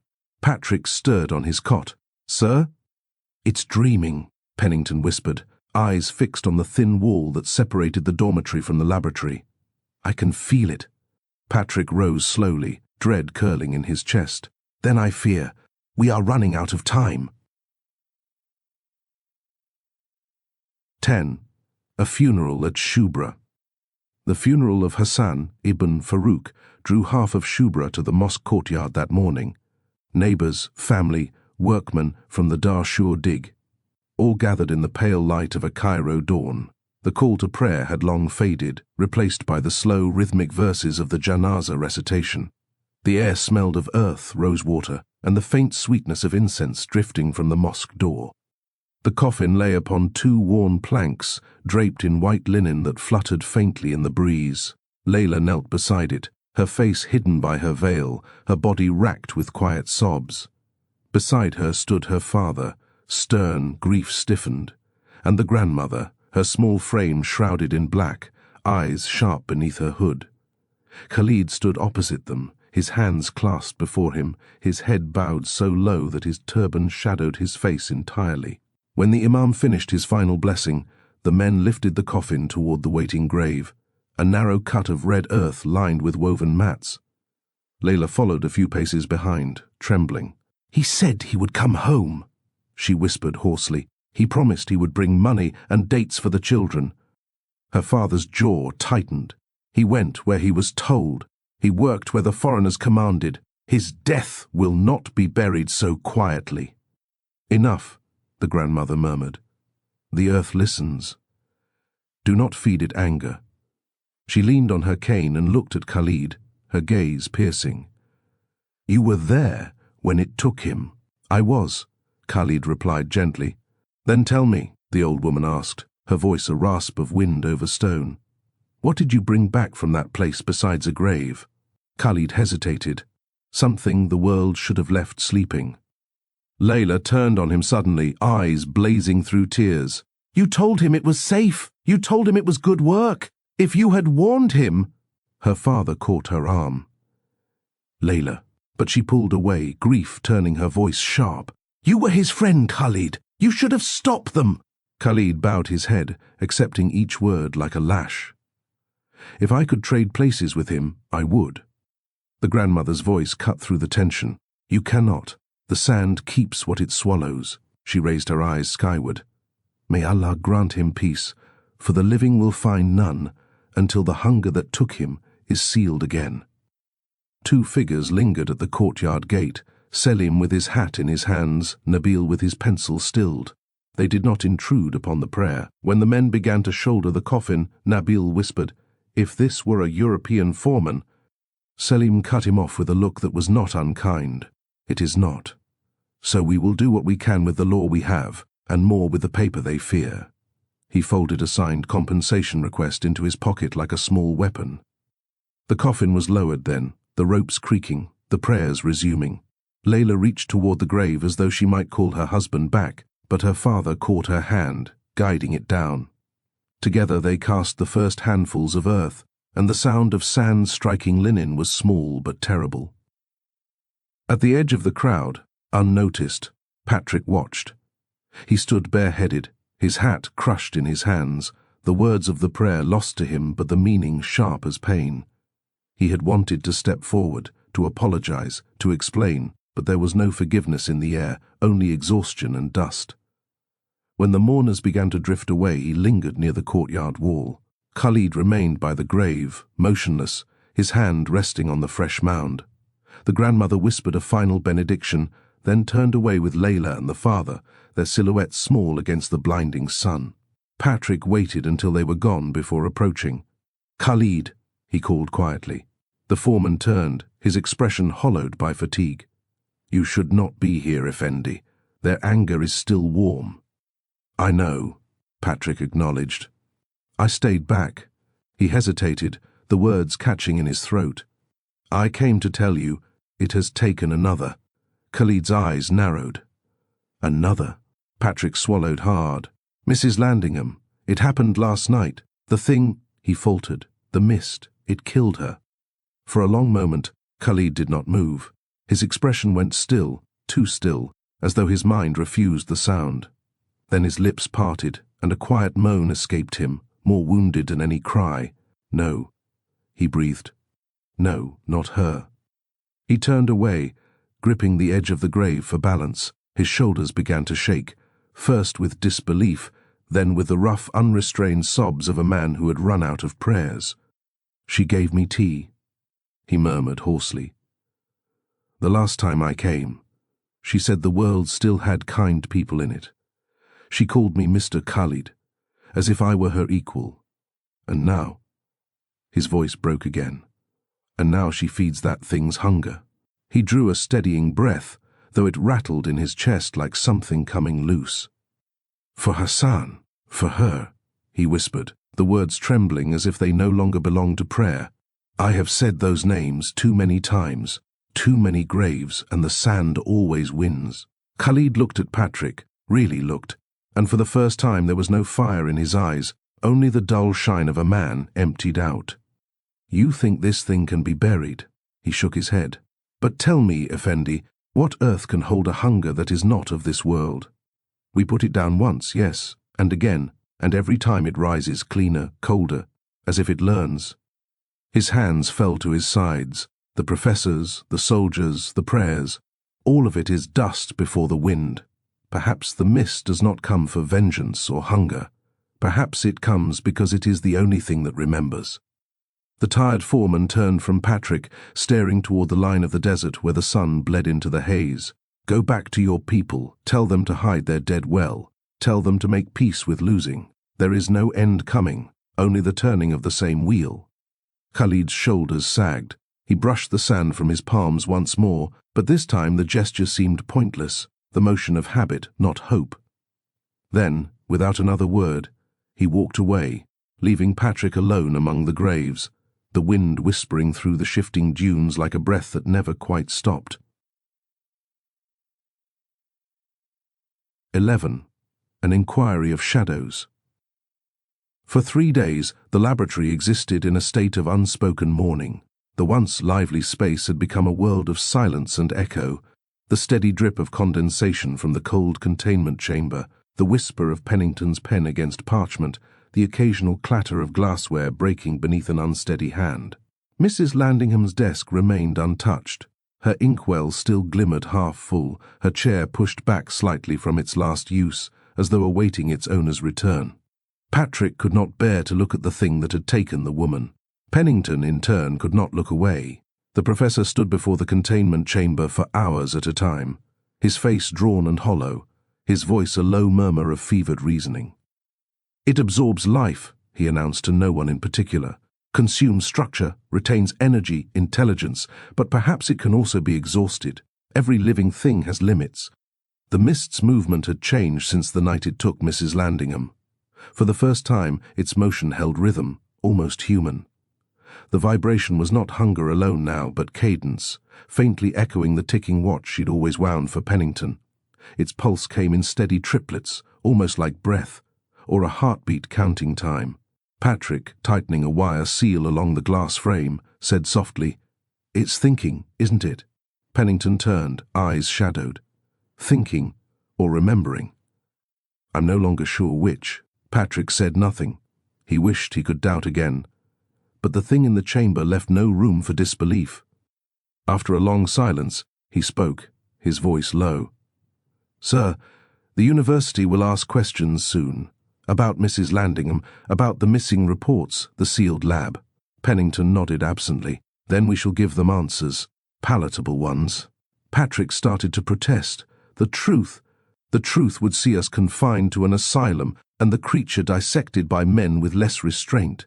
The professor's tone was sharp, then softened. "We cannot protect the world by exposing it." Patrick crossed his arms, glancing toward the ruby cloud pulsing faintly behind the glass. "And yet, it's the world that will pay if we fail." Pennington's gaze followed his. "Then we shall not fail." The knock came near noon. 2 men in sun-bleached uniforms, hats tucked beneath their arms. The elder introduced himself with formal courtesy. "Inspector Selim Barakat. This is Constable Nabil Ghaffar." Dust clung to their cuffs, authority clung to their posture. "Professor Pennington," Selim continued, "we are following up on 2 matters. First, a missing Englishwoman in your employ, Mrs. Dorothea Landingham. Second, the death of Hassan ibn Farouk. His widow alleges negligence at your excavation." Patrick's hand tightened around the back of a chair. Pennington did not look at him. "My God!" The professor nearly gasped. "Yes, both are known to us." Nabil, nervous eyes, ink on his fingers, peered past them into the dim laboratory. "We will need to take statements, and, if you please, a look at the premises where experiments are conducted." "I'm afraid not," Pennington replied, with the gentle firmness of a man long practiced in rules. "We're in the midst of volatile gas spectrometry, unstable apparatus, fragile calibrations."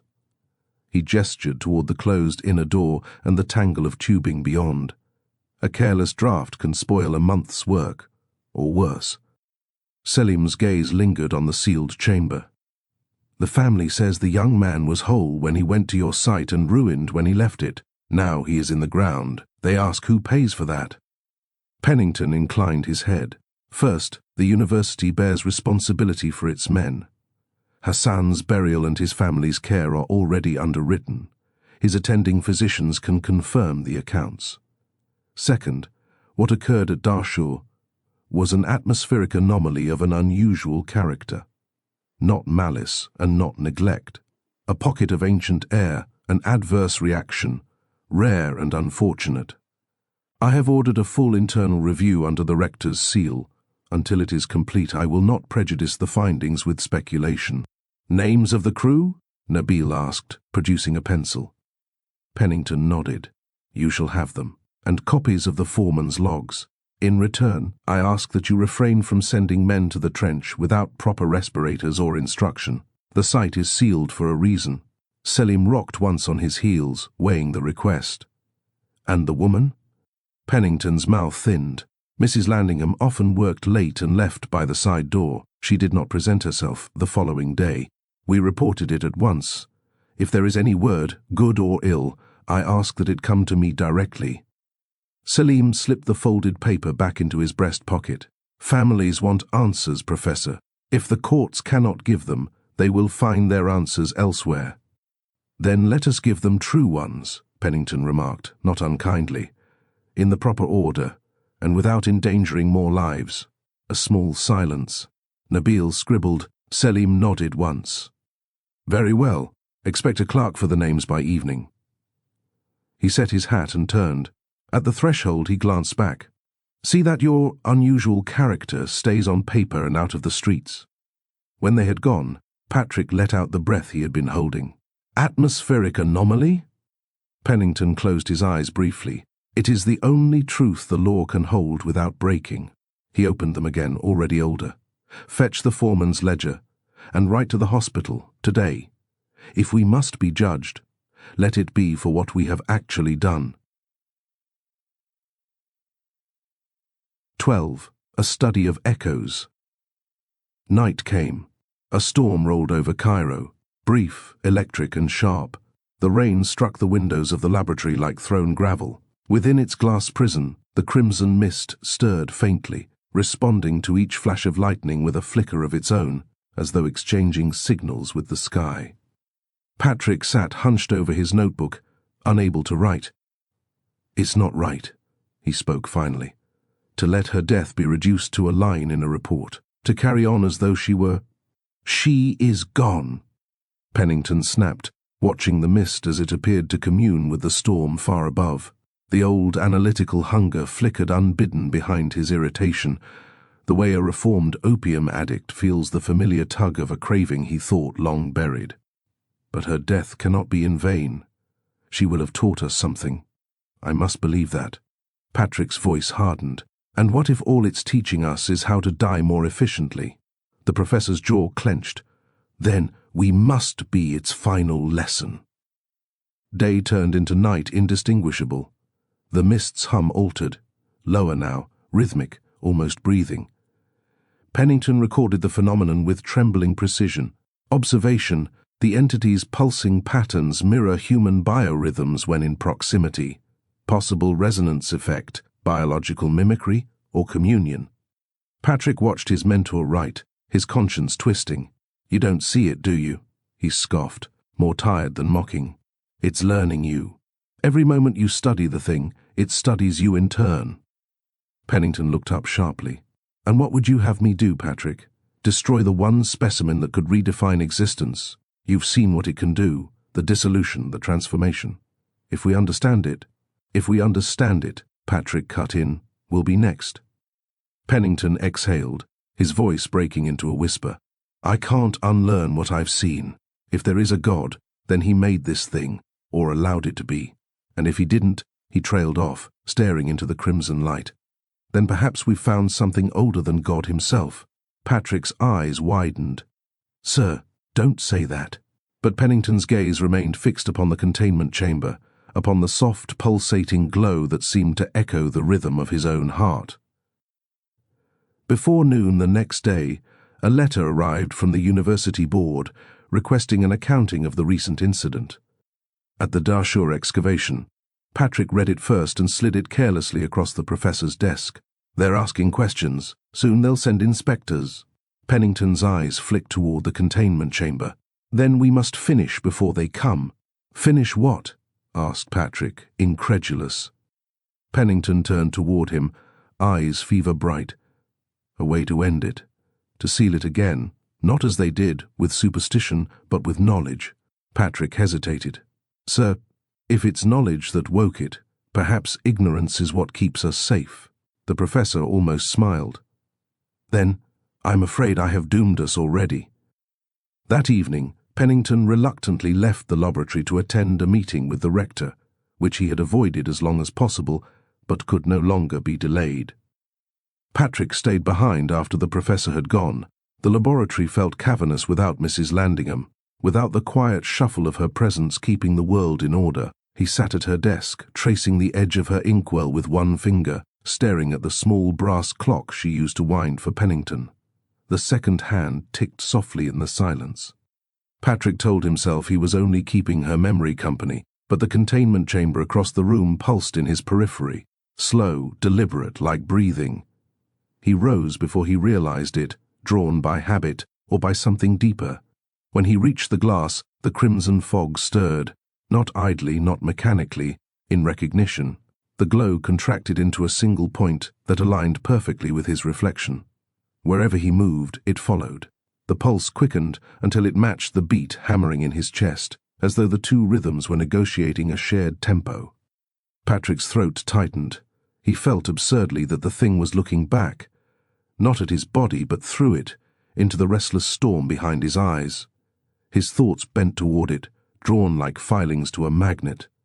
A warmth bloomed inside his skull, spreading pressure behind his eyes, a whisper that was not sound but intention, not hunger, not threat, recognition. For a heartbeat, he felt something brush the edge of his mind, a feather-light contact, curious, searching. It did not take, it did not consume. It simply touched, and in that touch he felt himself echoed, as though the creature were holding up a mirror reflecting some alien light back at him. A warmth unfurled through him, not comforting but recognizing, and something in him leaned toward it, a quiet, treacherous longing to know what it saw. The pressure behind his eyes deepened, numbing him but also inviting, as if the mist were offering him a glimpse into a pattern he had never known he was part of. It took every ounce of discipline he possessed to pull away. Patrick staggered backward, breaking the connection, not because he wanted to, but because some last rational corner of his mind screamed that if he stayed a moment longer, he might never want to leave. The glow loosened, drifting into lazy coils, the hum chortling as if amused or satisfied.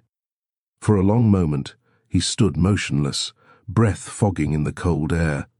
He wanted to believe exhaustion had fooled him, that grief was playing tricks in the dark. But as he turned to leave, the containment glass trembled once, a faint tap from within, perfectly in time with the ticking of Mrs. Landingham's clock, and Patrick felt it, a subtle vibration under his skin, as though some hidden tuning fork inside him had been struck. That night Patrick dreamt again. He stood in a desert, beneath a sky of smouldering crimson, the air wavering with a deep chill where there should have been heat. The dunes around him shifted in slow, unnatural ripples, as though something beneath them was breathing. From one of those scarlet swells rose Mrs. Landingham, her form half shadow, half light, her outline flickering like a lantern seen through smoke. Her face was not quite her own. The features wavered, blurred at the edges, as though shaped by a memory struggling to hold itself together. When she turned toward him, the hum rose, the same low, bone-deep vibration that haunted the laboratory walls. It thrummed through the sand, through his ribs, through the hollow of his chest. The spectre's lips did not move, but her voice filled his mind, layered and distant, as though carried on a current not meant for human speech. When the world grows cold, it will sleep again. The dunes shuddered at the words. A wind swept across the desert, not hot but razor cold, a sudden cutting gust that stripped the last traces of warmth from the air. Frost spidered across the nearest dune, delicate and crystalline, racing outward in branching veins before sinking back into the red sand, as though the desert itself rejected the cold it had momentarily revealed. Mrs. Landingham's form flickered, dimmed, and for an instant he saw something behind her, a coil of red mist, pulsing faintly, as though she was speaking from within it, or through it, or as part of it. The sky above Patrick pulsed once, a deep crimson heartbeat, and the hum surged, drowning everything in a single resonant note before the world dissolved into darkness.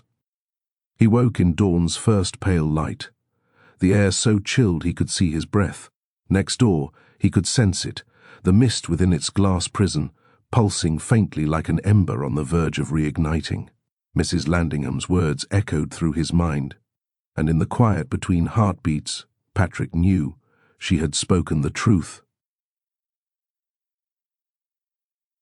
13. The hunt for containment. The laboratory no longer resembled a place of learning. The walls sweated with condensation, even in the cool air. The ceiling lamps flickered, occasionally shorting in bursts of static. Ink bled on its own. Instruments miscalibrated overnight. The crimson mist, that sentient fog, pulsed behind the glass with steady rhythm, like the chambered heart of some buried god. Patrick worked in near silence now, exhausted but resolute. His days were spent reinforcing seals, drafting new containment plans, and, quietly, searching for ways to end what they had unleashed. The professor's once crisp posture had withered into a stooped, restless frame. He moved with the distracted air of a man whose mind was perpetually half elsewhere. Inside the fog, perhaps. A letter arrived bearing the rector's seal, its language polished to a threat. In light of recent events at Dahshur, The university requests immediate assurance that no further incidents will imperil permits or benefactions. The residency has expressed concern. Kindly provide a memorandum suitable for circulation. Beneath the signature, a neat postscript in another hand. Dr. Pennington, your work reflects upon us all. Quite right, and more than you know, thought Pennington, slipping the paper back into its envelope. When the door opened, Patrick nearly dropped his wrench. Khalid stood framed in the threshold, his galabeah still bearing the dust of travel. His presence drew Patrick from his work like a sudden breath of desert air. You came back, Patrick breathed, half in relief, half in guilt. Khalid inclined his head, to see whether the world yet turns. Pennington looked up from his notes, voice sharp with surprise. You? I thought you'd fled for good. Khalid stepped forward slowly, eyes tracing the warped walls, the dim lights, the trembling glass. I tried, but guilt travels faster than a train, and I found no place it would not follow me. Hassan's face, I see it when I close my eyes. I hear Mrs. Landingham's laughter, and I wonder if she still smiles, or if your experiment has silenced her too. I came back to make certain the thing harms no one else. He reached into his satchel and withdrew a small leather pouch. With a motion both reverent and weary, he sprinkled a pinch of sacred sand along the threshold. The grains shimmered faintly in the cold air. Pennington frowned. Superstition? Khalid's reply was measured. Remembrance. The desert keeps its dead. I thought perhaps this place should too. Patrick stepped forward, voice low. He's trying to stop it now, truly. We both are. The Egyptian's eyes softened toward Patrick, then hardened toward the professor. He does not seek to stop it. He seeks to understand it. Understanding is the first contagion. It is the last refuge of those who cannot admit fear. Pennington's jaw tightened. You think fear will protect us? That ignorance ever did? I think reverence is wiser than conquest, Khalid replied. You English call it superstition because it has survived your science. Patrick raised a hand between them. Please, this isn't the time for philosophy. We need a way to contain it before the university learns what we've done. Khalid turned to him. Containment is cold, always cold. My ancestors knew this. They spoke of the stillness that silences fire. When they sealed the breath of oblivion, they used not flame or prayer, but the cool of the deep earth. Patrick frowned, his mind racing. Cold. He crossed the room to a supply cabinet, flipping through his notes. Sir, cryogenics. The nitrogen cylinders from Dr. Montrose's experiments. You remember, last year, the preservation trials. Pennington blinked as though waking from a dream. Yes, liquid nitrogen. But that's theoretical. It could destroy the chamber. Better the chamber than us, Patrick insisted. His voice trembled, but the conviction beneath it was iron. Khalid inclined his head. The boy is right. Freeze it, or it will unmake the world. The professor hesitated, his rational mind wrestling with instinct and guilt. It might work at that, he murmured, but it would mean admitting defeat. Patrick placed a hand on his shoulder. It's not defeat, sir, it's mercy. Pennington looked at him for a long moment, then nodded slowly. Very well, fetch the nitrogen. Tonight, we end this. As night fell, the laboratory became a fortress. Windows latched, doors sealed, vents plugged with wax and linen. Khalid helped rig the hoses from the heavy iron cylinders, their exteriors already rimed with frost. Patrick moved with grim precision, attaching valves and checking pressure gauges. Pennington stood before the containment chamber, one gloved hand resting lightly against the glass. The crimson mist inside shifted lazily, like a cat stirring from sleep. It knows, Pennington whispered. It senses the change. Patrick glanced at him. Then we haven't a moment to lose. The professor straightened, drawing himself up with a weary dignity. Mr. Kensington, he began, should this fail? It won't, Patrick interrupted, because this time will be colder than its hunger. For the first time since the tomb, Pennington almost smiled. The procedure began. Khalid opened the main valve with a wrenching hiss. Clouds of white vapor burst forth, rolling across the floor. The temperature plummeted, The walls crackled as frost raced along their seams. Within the containment chamber, the crimson mist convulsed, recoiling from the onslaught of cold. Its once sinuous motion became erratic, spasmodic. Patrick shouted above the shriek of venting gas. "Pressure holding steady." Pennington leaned forward, breath fogging against the glass. His gloved hands trembled, whether from cold or anticipation. "It's slowing. Look. The filaments are crystallizing." The mist's glow dimmed, turning from scarlet to wine dark, then to a dull, bloody amber. It clung to the base of the chamber, sluggish now, shuddering as if resisting paralysis. A low, mournful hum filled the air, not heard but felt, vibrating in their bones. Khalid bowed his head in reverence and began to pray. Softly at first, barely audible beneath the roar of the machinery. A low, rhythmic murmur, syllables shaped by a language older than the pyramids, older than the tomb, older than the first stone ever laid in the desert. His breath fogged with each utterance, forming brief, ghostly shapes that dissolved into the cold. Patrick felt the hairs on his arms rise. The chant was not loud, but it carried weight, a cadence that seemed to thread itself through the hum of the mist, answering it, steadying it, binding it. Khalid's voice grew firmer as he joined Patrick at the cylinder. His hands trembled from the cold, but the chant did not falter. It was not a plea, it was a remembrance, a call and response echoing across generations. Together, Patrick and Khalid turned the valve another quarter turn, unleashing the final rush. The noise crescendoed, the temperature plunging below reason. Frost bloomed across every surface, coating the instruments, the glass, even Pennington's hair with a fine white rime. Patrick's breath hitched. The cold was a living thing now, clawing at his lungs. Khalid's voice cracked once, but he did not stop chanting. Pennington, by instinct, had already pulled out his notebook. His pencil scratched a few frantic lines before the lead snapped in the cold. He stared at the broken point, breath fogging the page, frost feathering across the paper.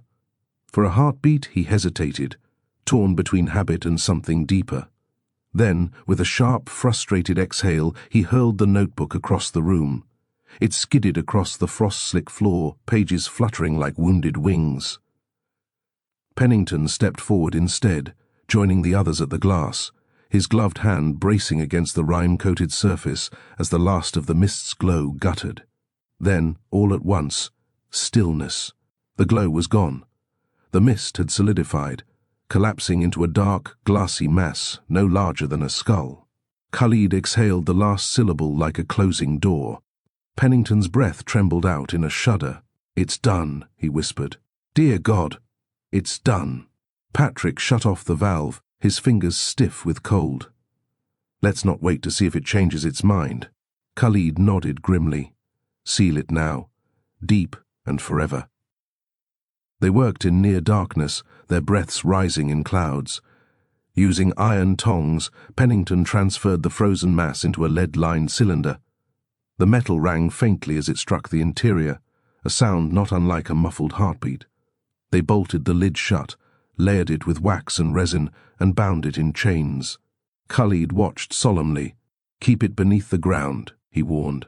"Stone and silence. Let no light find it."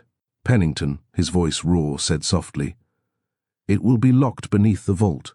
No one will ever know." Patrick's gaze lingered on the sealed container. "Until someone digs again." Khalid's eyes darkened. "Then let your descendants fear curiosity more than death." He turned and left without farewell. When the sound of his footsteps had faded, the two men stood in silence before the newly sealed sarcophagus. The air still smelled faintly of ozone and iron. Patrick exhaled, shaking. "It's finished." Pennington nodded slowly, his eyes hollow but alive. "Yes, and yet." He looked toward the frost-coated chamber. "Why do I feel as though it has merely changed its form of watching?" Patrick turned to him, placing a hand on his shoulder. "Then let it watch the dark. It will find nothing there." The professor said nothing. His gaze drifted toward Mrs. Landingham's empty desk, then to the shadows that stretched across the laboratory floor. Shadows that now seemed longer, colder, and far more patient than before. Epilogue: The Burden of Knowledge. The night that followed was the first in weeks without the hum. The silence was strange, immense, a living thing in itself. Patrick woke before dawn, shivering on his cot. For a moment, he thought the stillness a dream. Then he saw the frost still clinging to the windows, the vapor of his own breath curling in the air, and remembered everything. Next door in the laboratory, Professor Pennington sat motionless at his desk, the lamplight guttering low beside him. He looked older, impossibly so, as though years had settled upon him in a single night. "Did you sleep at all, sir?" Patrick asked. Pennington shook his head faintly. His eyes, rimmed with red, were fixed upon the empty glass containment unit at the far end of the laboratory. "I listened." "For what?" Patrick puzzled. "For proof," Pennington replied wearily. "That silence can be trusted." Patrick said nothing. He rose, poured a small measure of brandy from the decanter, and handed it to his mentor. Pennington accepted it with a weary nod, staring down at the amber liquid as though divining some hidden meaning in its depths. "I've sealed the record books," he said after a moment. "All notes, samples, everything pertaining to the entity. The crate will be stored beneath the old records vault, catalogued under geological samples. I shall make arrangements that no one disturbs it." Patrick hesitated. "And if they do?" Pennington whispered. "Then may heaven help them." The professor stood, his movements stiff. How had he become so old in such a short time? He walked to the laboratory window, open for the first time in weeks. The curtains, a cheery blue and white checkered gingham that Mrs. Landingham had sewn herself, blew inward on a warm breeze. "Patrick," Pennington mused, "I've spent my life seeking to explain the inexplicable, to illuminate the darkness, but some things are not meant for illumination. They wither in the light, only to return in shadow, patient as eternity itself." Patrick joined him at the window, his voice steady though his heart raced. "We stopped it, sir. That must count for something." Pennington gave a slow, haunted smile. "Yes, for now. But the universe has a way of repeating its hungers. What sleeps does not forget the taste of waking." He reached out, gripping Patrick's shoulder, an almost paternal gesture. "You must promise me, my boy, should the day come when the vault is disturbed, you will find a way to finish what I began. Not study it, not harness it. End it." Patrick met his gaze and nodded solemnly. "I swear it." Pennington turned back toward the open window, the light from a Cairo sunrise catching the silver in his hair. "Then may we be the last fools who ever dare listen to its whisper." Outside, Cairo began to stir. The distant call of the muezzin rose over the rooftops, mingling with the clatter of wagons and the cries of vendors setting up for the day. The ordinary world went on, oblivious to the frozen terror entombed beneath the university. Cairo was just beginning to come alive, and only now, for the first time since the tomb, did it occur to Professor Milburn Pennington that he too was alive. Before the morning grew too bright, Khalid made his way through the narrow streets of Shubra. The city was still half asleep, its alleys heavy with dust and the faint perfume of baking bread. He stopped at a small doorway where the grandmother stood waiting, as if she was expecting him.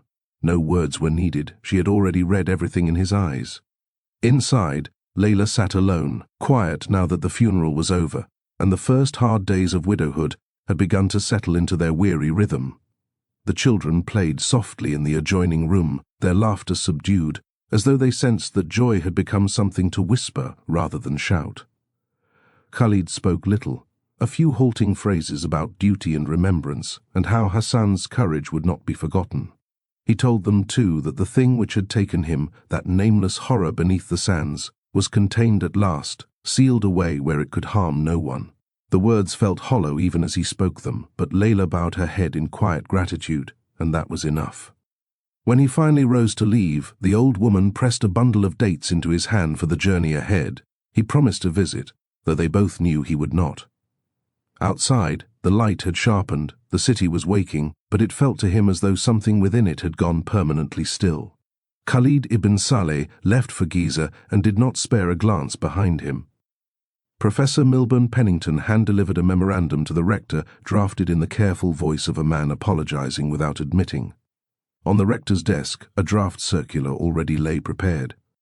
The Dahshur irregularity was an atmospheric anomaly now resolved through standard procedure. The disappearance of Dorothea Landingham was an unfortunate and unrelated incident that will continue to be a priority for the university and the local constabulary. The wording pleased the solicitor. It pleased the residency more. At Qasr el-Nil, Selim and Nabil filed their reports with language mild enough to calm the European offices and exact enough to keep the ledger honest. In a city ruled by rubber stamps, it was the closest thing to mercy they could dispense. In the laboratory, Patrick stood at the window, watching the sunrise bleed across the Nile. It was beautiful, achingly so, yet he found no comfort in it. The sunlight, for all its warmth, could not reach the cold that had rooted itself in his bones. Behind him, Pennington extinguished the lamp. The last glimmer of crimson light faded from the glass instruments. Deep in a vault below the University of Cairo Southwest Annex, the lead-lined container sat in perfect stillness. The air within it was cold, impossibly, unnaturally cold, and yet somewhere in its dense frozen heart a single, infinitesimal spark remained. Not movement, not thought, merely memory. It remembered warmth. It remembered life. It kept time, and it waited. A note from Dorothea Larkin. I have been asked, more times than I can count, whether Mrs. Dorothea Landingham was meant to be me. The answer, of course, is both yes and no, as the answers to all such questions must be. Sir Alaric borrowed my name, and perhaps a little of my temperament, but Mrs. Landingham was never mine to claim. She was his conscience, not his portrait of me. When he first read me the scene of her death, he could barely finish. He stood at the window for a long time afterward, pipe unlit, muttering that he'd gone too far. For a week he wouldn't meet my eyes. He insisted that the story demanded it, that some knowledge must cost blood. And yet, every morning that week, I'd find a small vase on my desk, red chrysanthemums, the colour of that wretched mist. He never forgave himself, though he had no need to. Mrs. Landingham's end was not cruelty but consecration. She was the first to understand what the crimson mist was truly about, that the thing we fear is only the reflection of our own longing to know. Her death made the story human, and I think in his quieter moments Alaric knew that. I was flattered to be her namesake. I loved the strength she was given, the tenderness beneath her curiosity, and the simple grace of her final act. Readers often remember her for the tragedy. I prefer to remember her for the moment before it, when she opens the inner door. There is no terror in her face, only understanding. That, I think, is what haunted him most. Sir Alaric used to say that every story begins as an apology, and perhaps this one was his. In time, the crimson mist would become the root from which all the later works grew. The breath, the flesh, the stars. Each of them, in some way, an effort to rewrite that ending, to find redemption for both of them. If so, I like to believe he succeeded. Miss Dorothea Larkin, Secretary and Archivist, Blackwood House, November 1968.